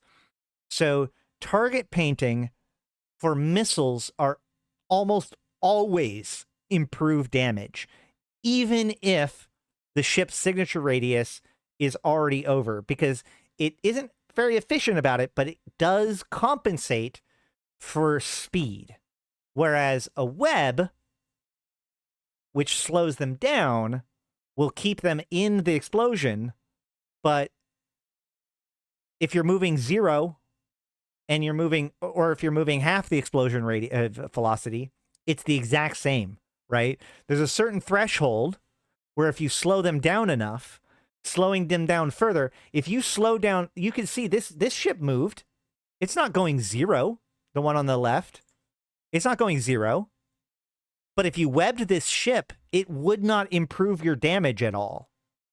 But if you target painted it, it would.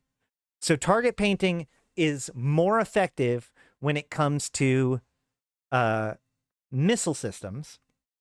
Whereas, because turrets, signature radius, remember, helps counteract tracking. We can see in the formula here, the angular velocity is counteracted by your tracking and the enemy's signature radius. So you can increase the signature radius to make it easier to hit them. But again, this only counters their angular velocity. If you already have enough tracking, a higher signature radius doesn't do anything for you. If you have enough tracking, but it's too far away, a bigger signature radius isn't going to help you at all. But slowing it down will. Now, obviously, if it's far enough, but also with webbing it, that significantly reduces your angular velocity, and you can see that the angular velocity is multiplied by 40,000. So webbing a target that you're trying to track is often more effective than signature radius or target painting, because signature radius is almost like a secondary number, whereas angular is a primary number. Whereas with missiles, target painting is most of the time more effective than webbing. Okay? Now, with missile systems have exactly the same sort of setup as turrets in the fact that they have short range and long range weapon systems for each type. But unfortunately, unlike turrets, they have different names on each tier. So for small weapons, your short range weapon is rockets, and your long range weapon is light missiles. With medium weapons, your short range weapon is heavy assault missiles, and your long range weapon is heavy missiles. And for large weapons, your short range weapon system is torpedoes, and your long range weapon system is cruise missiles. Now, one of the things that missiles are designed to do well is punch down, right? Whereas turrets often punch up.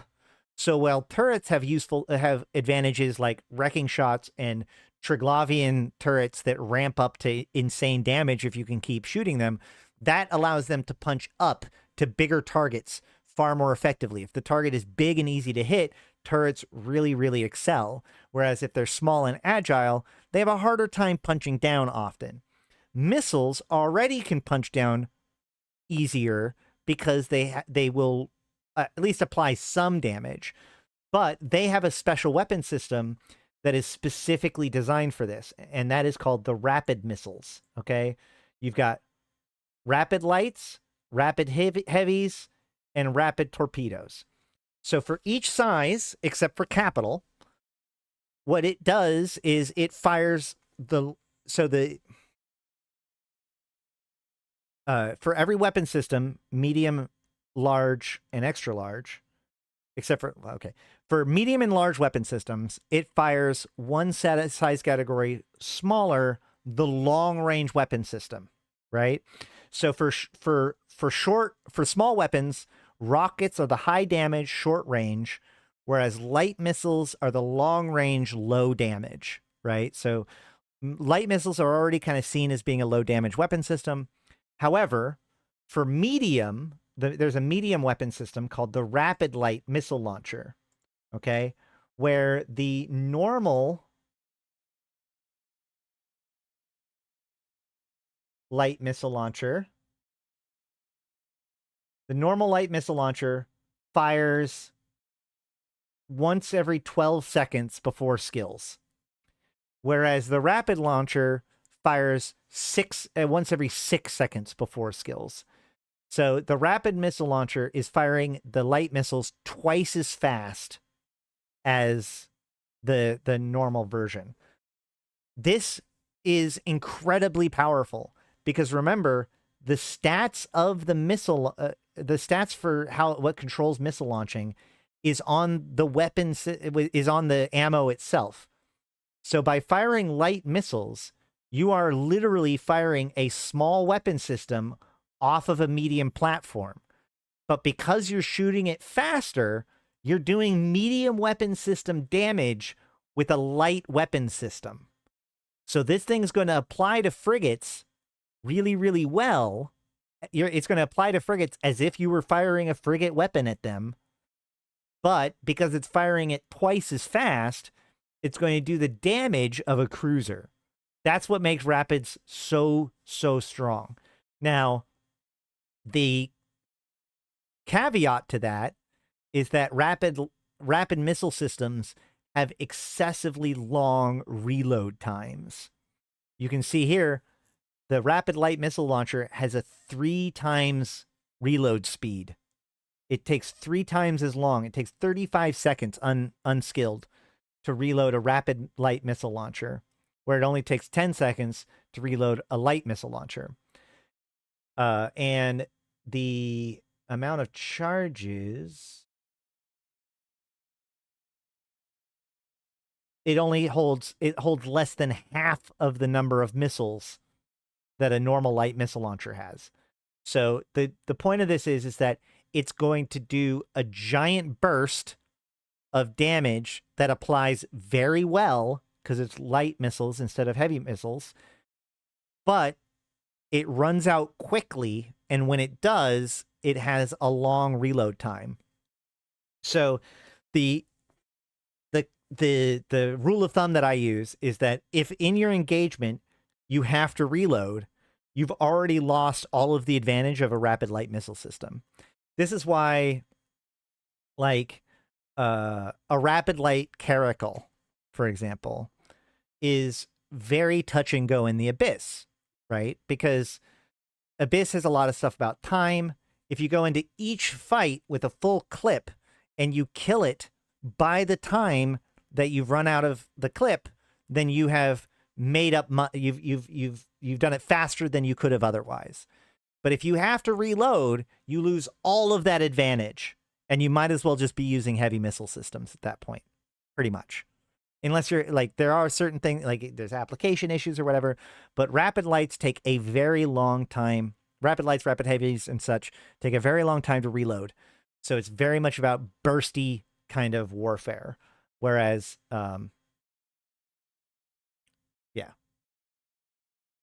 yeah, the capacity on rapids are very, very low. It's a very short burst. But if you can kill them in that time, then you kill them really, really quick. Like, you can blap somebody out of the sky with a rapid light caracal, if it's a frigate or a destroyer, before they can do anything. So rapids. Now, the one exception to this, I had difficulty earlier stating thinking about how I wanted to state it, because when it comes to extra large missile systems, which are the missile systems on capital ships, they actually kind of flipped the script, and instead of using rapids of the long-range weapon system, they went with rapids of the short-range weapon system. So it's rapid torps instead of rapid cruises. Yeah, good for anti-frigate work too. A good example of what you'll see with these kinds of things, if people want to use rapid lights or rapid heavies in PvE, that's actually a really good example. Like, some people will go into PvE and they'll bring rapid heavies in like a Praxis or whatever. And the reason why they're doing this, like, I see this a lot in like newer players who don't have their skills yet, right? The other reason why this is really advantageous is because you're shooting a weapon size down, you're actually using the skills of the weapon system one size down, right? So, for instance, you can't have Tech 2 lasers as an alpha clone for large weapon systems, right? If I go here and I pull up large beam lasers and I go to Tech 2, I'm going to see that this is Omega only, right? All large weapon systems are Omega only. However, rapid heavies shoot heavy missiles. So even though rapid heavies are a large weapon platform, they're shooting a medium weapon system. So we can go to rapid heavies.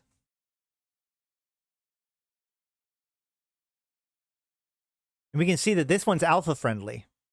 An alpha clone can use a Tech 2 rapid heavy missile launcher, but cannot use any other Tech 2 large weapon system. Okay? So a lot of people like to go, okay, well, let's go with the Praxis.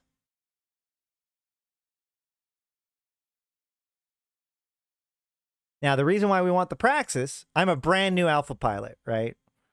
Or I'm a relatively new alpha pilot. I don't have the skills for this, and my friend wants me to go do level 4 missions with him. That's the scenario, okay?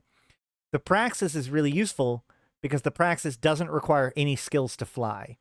You don't need to train any battleship skills to fly the Praxis. And it has a slot layout that's so, like, there's so many slots that you can compensate for things like a lack of fitting skills, a lack of tanking skills, etc. But then a lot of people like to go, okay, well, rapid heavies, cool, right? This is great. Now I have a fully armed, large weapon, battleship using medium weapon skills. Great. However, we will see that these things only hold 25 missiles. So it's going to do 25 shots. It's going to shoot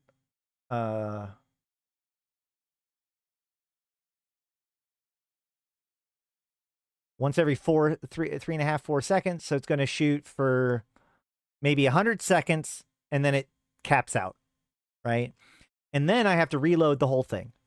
So, and a lot of people get really, really annoyed at having to sit there for the 30-second whatever reload time of rapid heavy missile launchers. If you can see, 35-second reload time, skills don't matter. So this doesn't, like, some people may want to do this, but in PvE, you end up running into some issues because usually this room will last longer than your one clip. So the big advantage of the rapids get taken away. But what we see is, if we go to like the Gila that we pulled up earlier, we go to the Abyss, we can see, oh, the Gila uses rapid lights.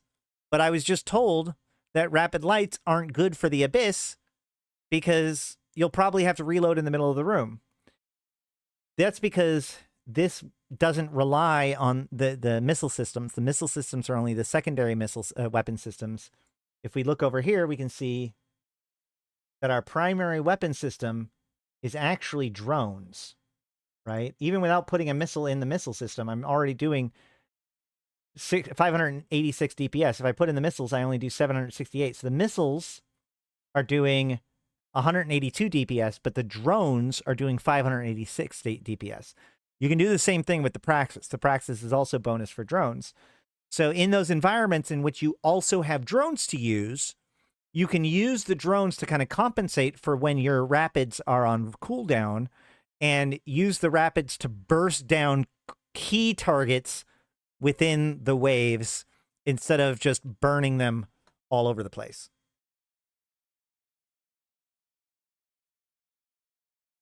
Who loves medium combat drone bonuses? I love... The Gila's a great ship. So that brings us to... I think that's it for missiles. That brings us to drones. So drones are a weapon system that operates external to your ship itself, okay? So, for instance, I can hop in...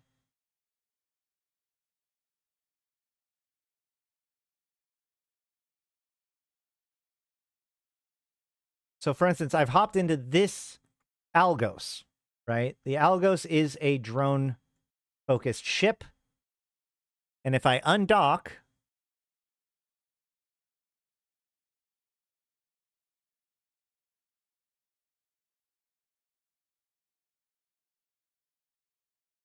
you will see that I have a little window down here called the drone bay, all right? And it has all the different drones I have. I can open up my inventory and go look at my drone bay. There's my drones there. There's my drones there. If you do not have a drone bay, it means that you do not have drones. So, if you've launched your drones and left them behind somewhere or whatever, this window will go away. But while it's here, what you can do is you can actually just drag and drop the drones from here into space, and it'll launch the drones into space. You can also right-click them to launch them, whatever. Or,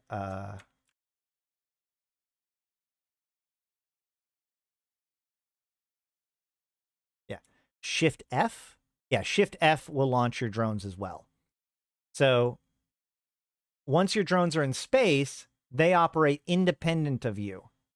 You can lock something and send them after it. So like,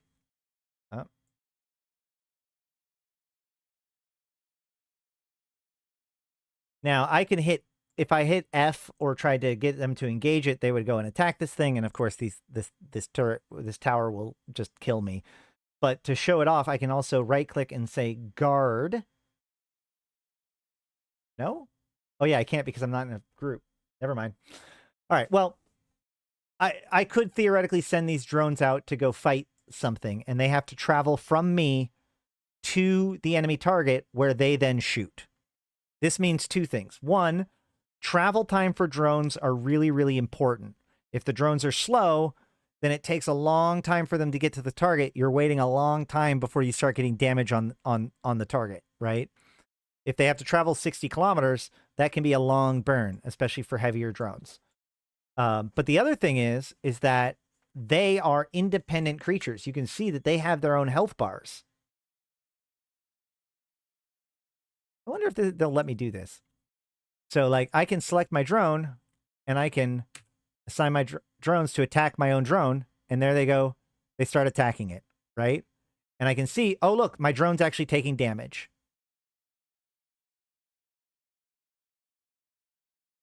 And now it's dead. So I just killed my own drone. And now I don't have that drone. So drones can be individually targeted and destroyed, as well as the fact that they have to move to their own targets. And they have to, you know, they use their own turrets, so they follow turret mechanics.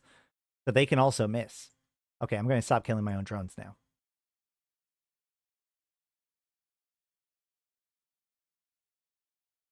So when it comes to drones, the biggest thing to consider is the size of the drone and the race of the drone. One of the things that we haven't talked about yet, which we probably should have, is that each race has a damage type that it is the most associated with, okay? And that controls their damage systems. So if we go back to the ship browser. So Amar ships use lasers. Lasers are EM thermal damage. And so Amar's primary damage type is EM.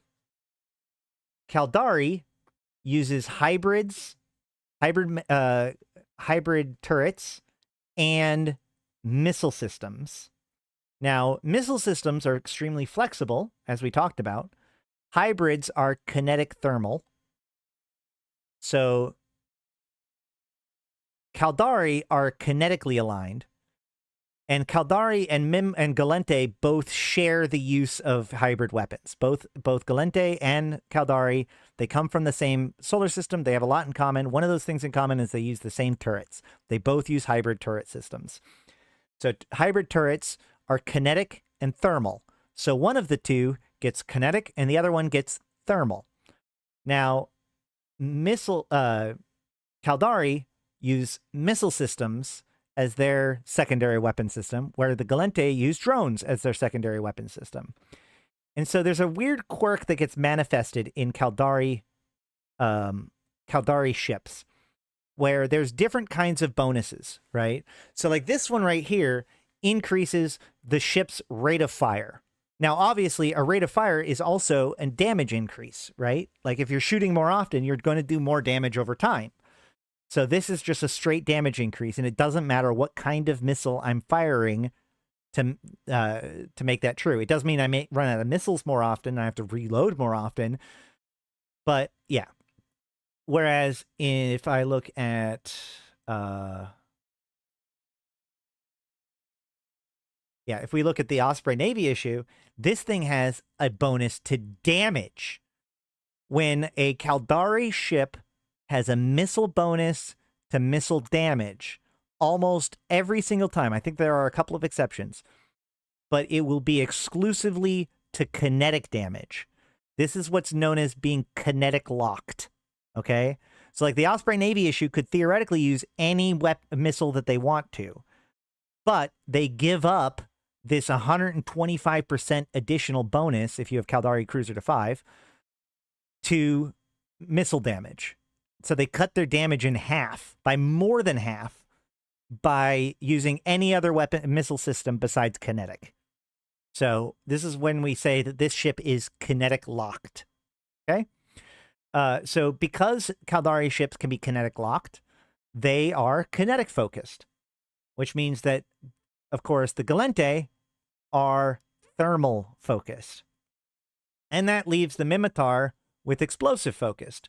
And we saw with the infographic that the projectile weapons, we do see that they can do a lot of different kind of damage, and a lot of them do at least some kind of kinetic damage. But we also see a lot of the main ones, especially the Tech 2 ones, the more powerful weapons, ammo, Tremor, Barrage, Hail, and Quake, are all explosive, right? So when it comes down to it, Minmatar have high flexibility, but they also have a explosive focus, whereas the Caldari have high flexibility but a kinetic focus. The reason why this is important is because this applies to the drones of that race, right? There is, if we go to our skills and go to drones and go to light drone operation, here are all the different kinds of light drones. And we'll see that there is basically a set for each race, right? So acolytes are the Tech 1, or acolytes are the Amar, hobgoblins are the Gallente, hornets are the Caldari, warriors are the Minmatar, and then there's also the integrated and navy versions, right? And the damage that they do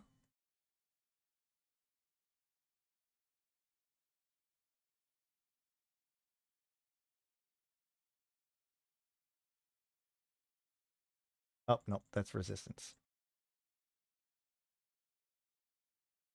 You'll see here, it's very simple. Like the Amar one does only EM damage. The Gallente one does only thermal damage. The Minmatar, the Caldari one does only kinetic damage. And the warrior, or the Caldari one does only kinetic, and the Minmatar does only explosive. We can also look at the Tech 2 versions.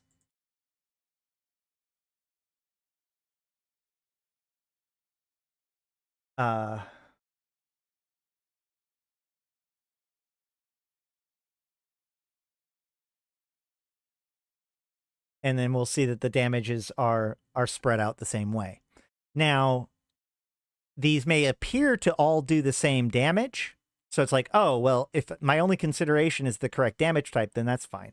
But that isn't quite the only consideration, because we can look at our damage modifier and we can see that the lowest damage modifier is going to be the warrior. So the Minmatar ship, the Minmatar drones have the lowest damage output, and the Gallente drones have the highest damage output with 1.92 times. Gallente drones are the highest damaging drones. Minmatar drones are the lowest damaging drones. However, there's other things that are not in common too. The biggest one is speed. Speed balances damage. So the warrior goes 5 kilometers per second, where the hobgoblin only goes 3.5 kilometers per second. So the warrior is going to go a lot faster. They're going to get to the target faster, and they're going to be able to catch up with targets easier than the hobgoblin is. But if the target isn't like far away, once they're both on the target, the hobgoblin's going to do more damage, but it's going to be thermal damage instead of explosive damage, right? So, and you can see that the other two are kind of a balance of those two factors, right? Damage versus speed.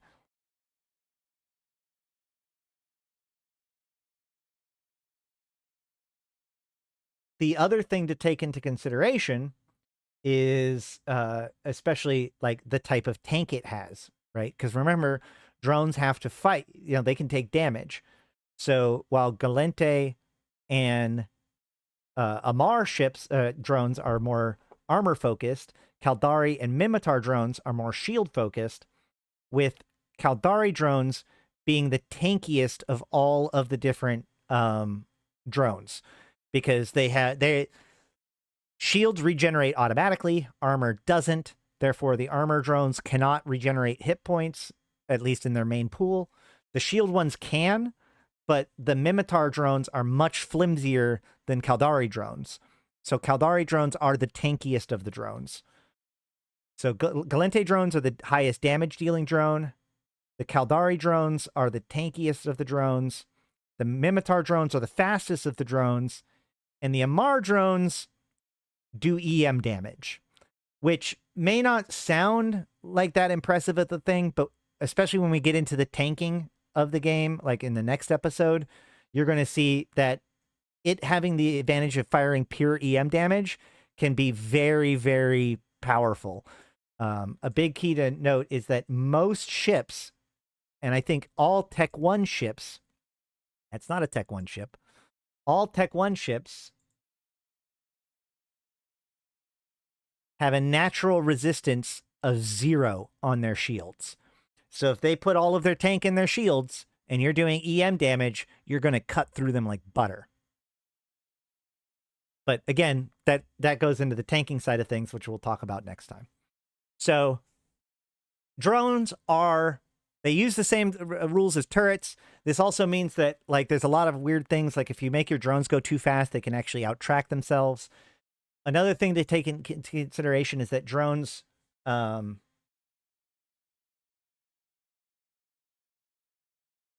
more so, acolytes are great for fighting frigates, and frigates barely have fitting for buffer tank. Yeah.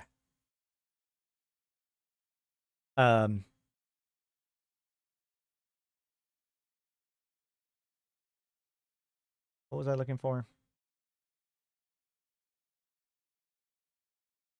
Oh, shoot. What was I looking for? What was I just talking about? Drones. The other thing about drones. Out-tracking themselves. Going too fast. I had a thing.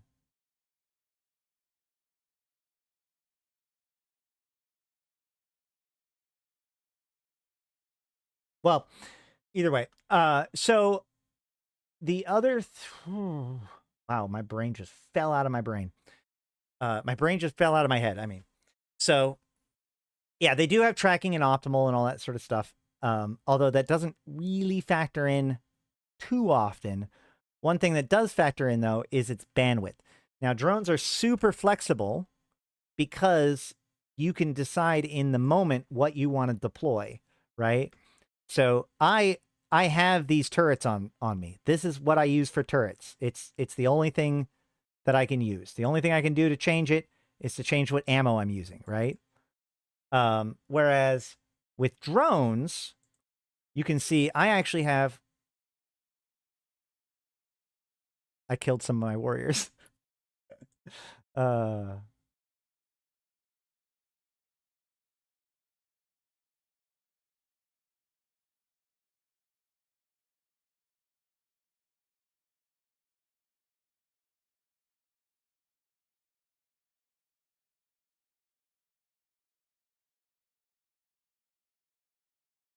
Whereas with drones, like you can see here, I can only have 5 drones active at a time. That's a big thing.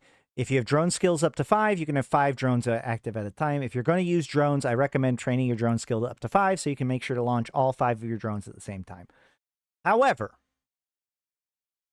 nice. However, you can see here I have 35 megabytes per second bandwidth on drones. And light drones take 5 megabytes of bandwidth. So I can launch 5 light drones and I'll end up with 25 megabytes per second total, right? But that means I'm not using that last 10 megabits. I can't launch 7 drones. I can't have that many drones out. So the best way I can use my 35 bandwidth is to use 2 medium drones and 3 light drones, because medium drones take 10, right? Medium drones take 10, light drones take 5, heavy drones take 25, okay? So right now I have all 5 of my drones out in space, blah, blah, blah, doot, doot, doot, doing my damage, right? And this is good if my targets are going slow enough for these guys to keep up with. I remember the thing that I was going to say.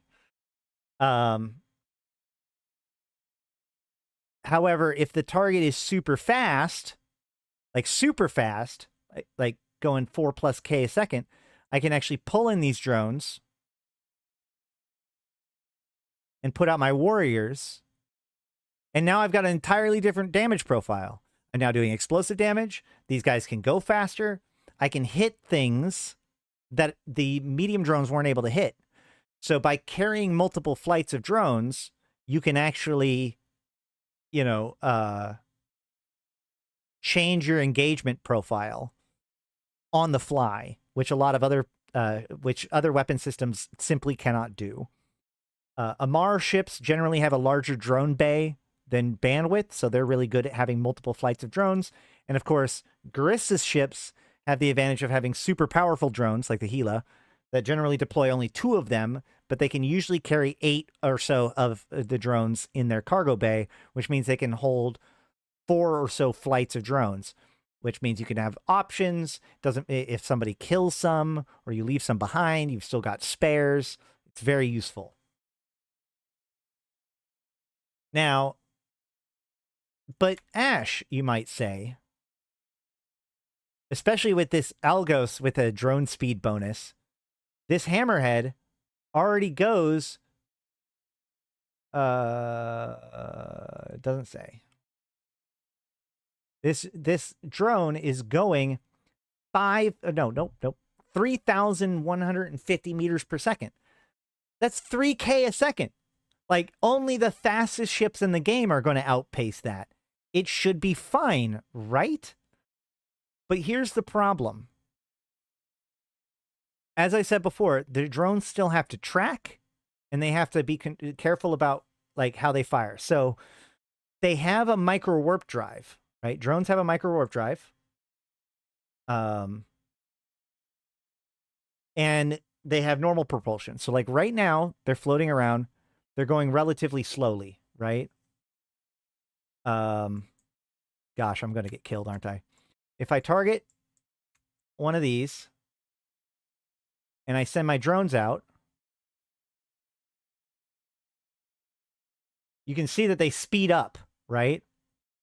And if I let them fire, you would notice that when they got there, they slow down and then get into an orbit with it, right? The drones cannot fire and micro warp drive effectively at the same time.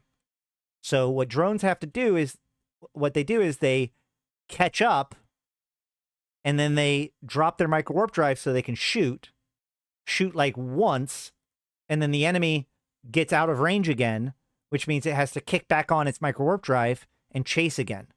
So even if it says that it has a speed of 3K, you're still going to be doing significantly less damage to the enemy because it needs to be in full impulse. And then as soon as it drops out of micro warp drive and tries to shoot, the target's already too far out of range. So faster drones are incredibly useful when going after faster targets because they can spend more time in normal speed travel. And their normal speed travel is faster too. That's what I was going to say. So, there you have it. These are the basic weapon systems for how to kill things. These are the basic weapon systems in EVE Online for blowing up your enemy, where turrets are more random based and have critical hits and misses. Missiles are more calculated, but have lower throughput, but are based on the explosion radius and the radius of the opponent and their velocity.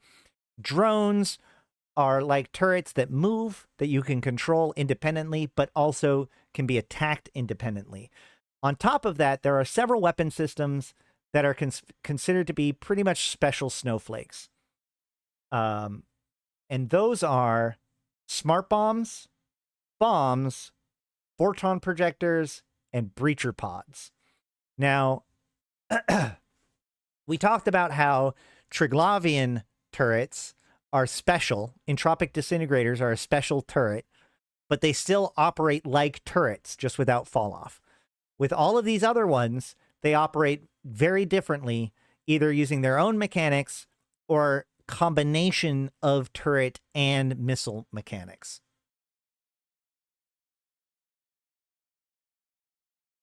I've had times where hobgoblins are whipping around and still hitting or chasing at high match speed and still firing, no tracking problem.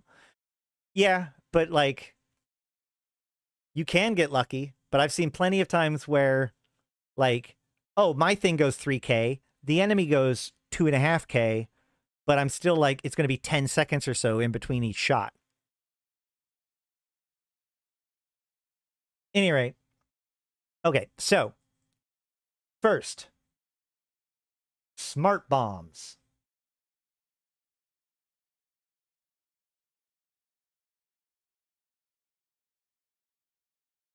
Smart bombs are neither smart nor bombs. They have different sizes, which control their radiuses. Smart bombs are effectively explosions centered on your ship that don't damage friendly, or well, doesn't damage your ship. They do damage other friendly ships. The larger the smart bomb, the larger the explosion radius. So a large EMP smart bomb has an explosive radius of 6K, where a small smart bomb will have an explosion radius of 3K, right? So larger smart bombs do more damage in a bigger radius. When they go off, it damages everybody within that radius. There are one type of smart bomb for every, well, there's a type of smart bomb for every damage type. So EMP smart bomb for EMP damage, plasma smart bomb for thermal, graviton for kinetic, proton for explosive. So smart bombs get fit to the ship. You can have multiple of them if you want. They don't take turret hard slots or missile hard slots, so you can fit them in no matter what. But they are limited in their range, and they can damage friendlies. An interesting caveat to these things, or an interesting detail about these things, is, like I said, missiles are physical objects in the game. So if a missile happens to be traveling through a smart bomb when it goes off, the missile can take damage and be destroyed by the smart bomb. This is what's called firewalling. It's not as popular as it used to be, but it's technically still a thing. But most of the time when you see smart bombs, you're going to see people like either trying to kill a bunch of rats or whatever, or you'll see, like, if they're trying to kill a pod, you know, like a player pod, they'll either camp a gate with a smart bomb, or if they're killing a big ship that they expect to have a nice pod, they'll bring in a ship with the smart bombs on it in order to be blowing up the smart bomb. So that way, as soon as you come out of warp, or as soon as you get knocked out of your big ship, instantly your pod gets killed before you can do anything. So that's what smart bombs usually get used for nowadays. Vorton tuning systems are kind of like Triglavian weapons in the fact that they are associated with a specific ship line called Edencom ships, which are kind of the opposite of Triglavian ships. So if we go over to Edencom ships, just like Triglavian ships, Edencom ships can only fit a single weapon system. But unlike Triglavian ships, they don't have a lot of utility high slots. They only have the one. So we can say Vorton tuning system. Or Vorton projector. A Vorton projector is effectively chain lightning in EVE. Okay? So what it does is, like, it has an optimal range of 66 kilometers, which, remember, optimal range can be affected by the ammo that gets used, which is absolutely true for these ships as well. Like, I can see optimal range within 66 kilometers, but if I put in Electro Punch, it's now 33 kilometers, but Strike Snipe is 119 kilometers. So the ammo changes the range, but we're just talking about base range at the moment. So your basic range is 66 kilometers. So you pick a target up to 66 kilometers away, and then you fire it, right? What it then does is so in theory, what it does is it chains to targets up to 10 kilometers away, up to 10 targets, right?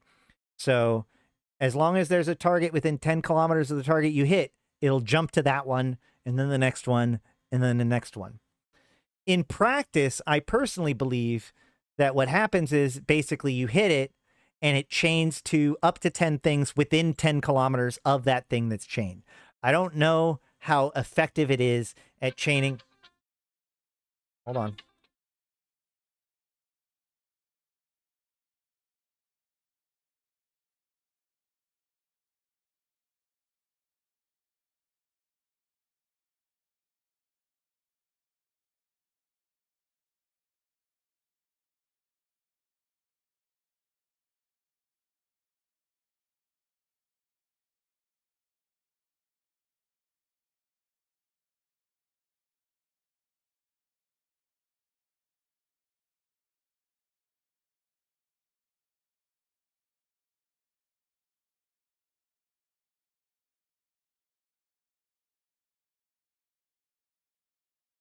All right, I'm back. Okay, so basically the idea is that the Vorton tuning system will jump between targets. And so it uses optimal range, just like a turret, but it calculates its damage like a missile launcher. So it has an explosion velocity and an explosion radius, which calculates against the target's velocity and target's signature radius in the same way that a missile does. So a Vorton projector uses turrets to control what you can hit and then chains from there. And then it calculates damage based on the same calculations that we saw for how missiles calculate damage. All right. So that's how Vorton projectors are different. And the final specialty one is another one, another racially locked one, and which is the newest one, which is deathless ships. Deathless ships can use breacher pods. So what a breacher pod does is, it's actually pretty crazy. Hold on. What? Why? Yeah. So what a breacher pod does is it functions like a missile in the fact that we can see that it has a maximum velocity and it has a maximum flight time, right? So like a missile, the breacher pod must travel to the opponent, and that affects how far it can go. However, once it is hit, it does its own fucking thing, which basically means that it does a certain percent of the target's health per tick for a certain amount of time, right? And so, for instance, this is 0.6% for 50 seconds. So every second, it's going to do 0.6% of the total hit points for up to 50 seconds, almost a minute, right? Obviously, skills will improve this or whatever. The crazy thing about this is that this is all absolute damage. So, in other words, it's when it says it does damage, it does not care about the resistances at all. So when it's calculating its percentage damage, it doesn't work with EHP. It works with raw hit points. And when it does its damage, it completely ignores resistances altogether. It's the only true damage in the whole game. But, of course, like, it only does a specific percentage of the damage, so a single breacher pod is never going to by itself kill an enemy. But you can keep hitting them with it, which basically refreshes the dot timer. And, of course, you can combine it with other weapon systems to do more traditional damage as well. So that should do just about do it when it comes to... oh, sorry. The last one is smart bombs. Smart bombs can be... Not smart bombs. Bombs. So bombs can be fit onto multiple ships. Pretty much any ship that can fit a bomb launcher can fit it. These guys can't. Famously, the ones that use bombs the most are, of course, stealth bombers,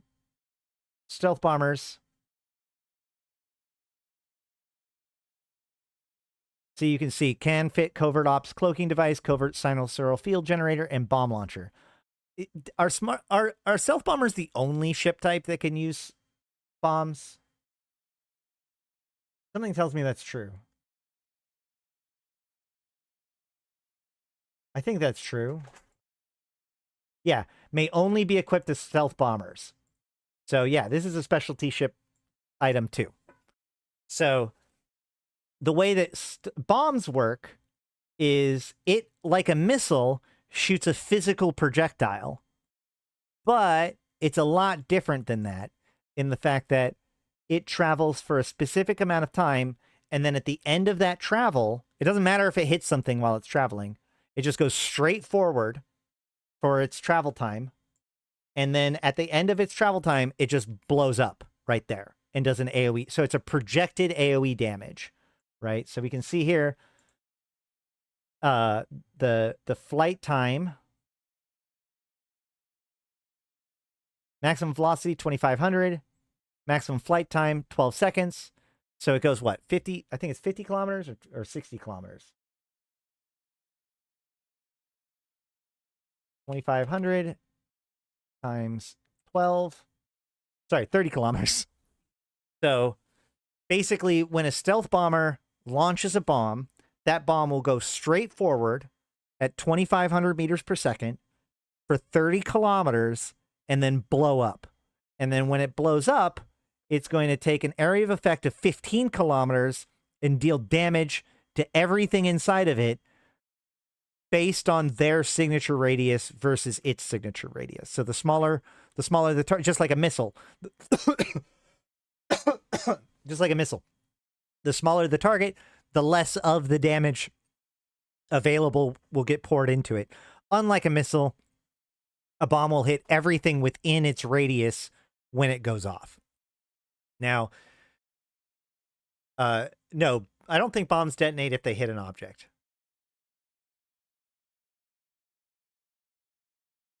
The other thing is that this means that when the bomb goes off, they will damage the other bombs within its environment, right? So if we look here, it has a resistance bonus against EM. So if you're shooting only EM bombs, then the splash damage from those bombs against each other is going to be extremely mitigated. But if you try to mix bomb types, your bombs are going to just shred each other. So you can only deploy so many bombs at one time before they start killing each other. But also, if you mix the bombs, they just start killing each other. So, and then on top of that, each of the stealth bombers have a bonus to their race's damage type of bomb, right? So like this guy has kinetic bombs, where a Mars will have EM bombs. See? So bombing runs is a totally separate thing. It's something that only happens in nullsec. They can't be used in high-sec or low-sec. But basically, stealth bombers will decloak, they'll deploy their bombs, and then they'll kind of cut off. And as soon as they go off, they can warp off, right? Because I think, don't they have to stay on grid until the bombs detonate? I'm pretty sure they have to stay on grid before for the bombs to detonate correctly. But it also means there's a lot of other crazy things, like you can use a micro-jump field generator to move bombs while they're in flight.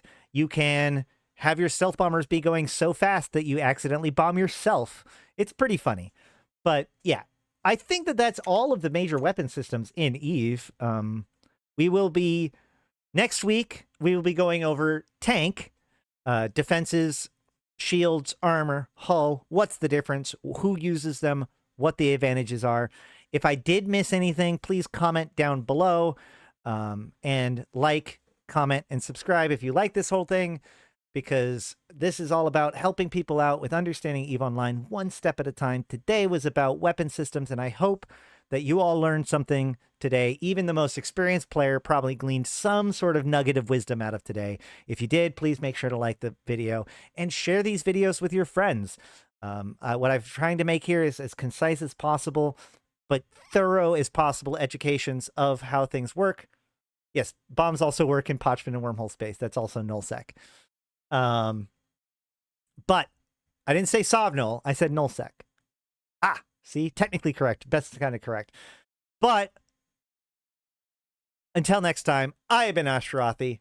I've been playing this game since 2010, talking about it since 2012, and I'm here to put even the context for you, my fellow Empyreans. Thank you guys so much for checking out my videos and making yourself a better EVE player, because better EVE players makes a better EVE. And with all that said, until next time, I'll see you in space.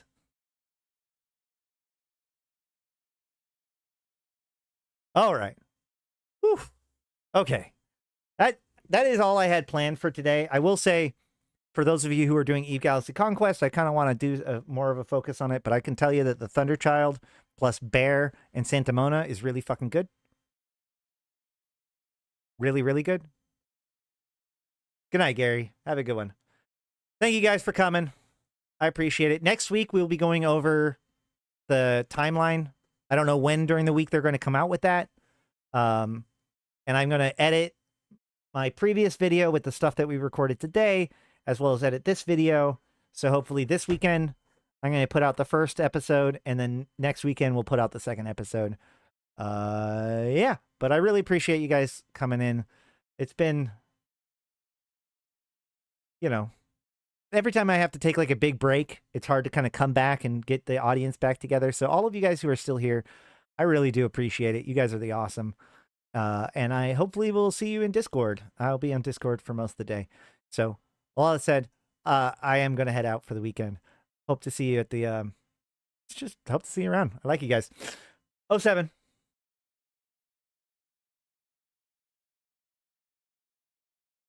Oh,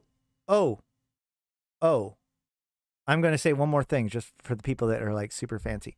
Oh, actually, no, hold on. I owe you guys something. Ha, see, I always do these fake ends. I do these fake ends because people need to know. Stay after I say it's going to be over, because it's not really over. We've had demands for cat tax.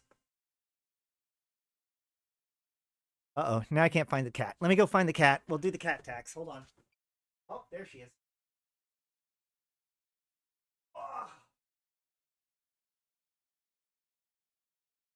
She's starting to do a lot better. I've helped fix on her. I've tried to work on her diet so that way she's not quite as large. She's still been having some issues, but she's getting by, and she's really annoyed at the dog almost all the time. bonus dog view, and she's got her cone of shame on. All right. Now, whoop. Okay. Well, now I got to deal with them fighting. So, 07.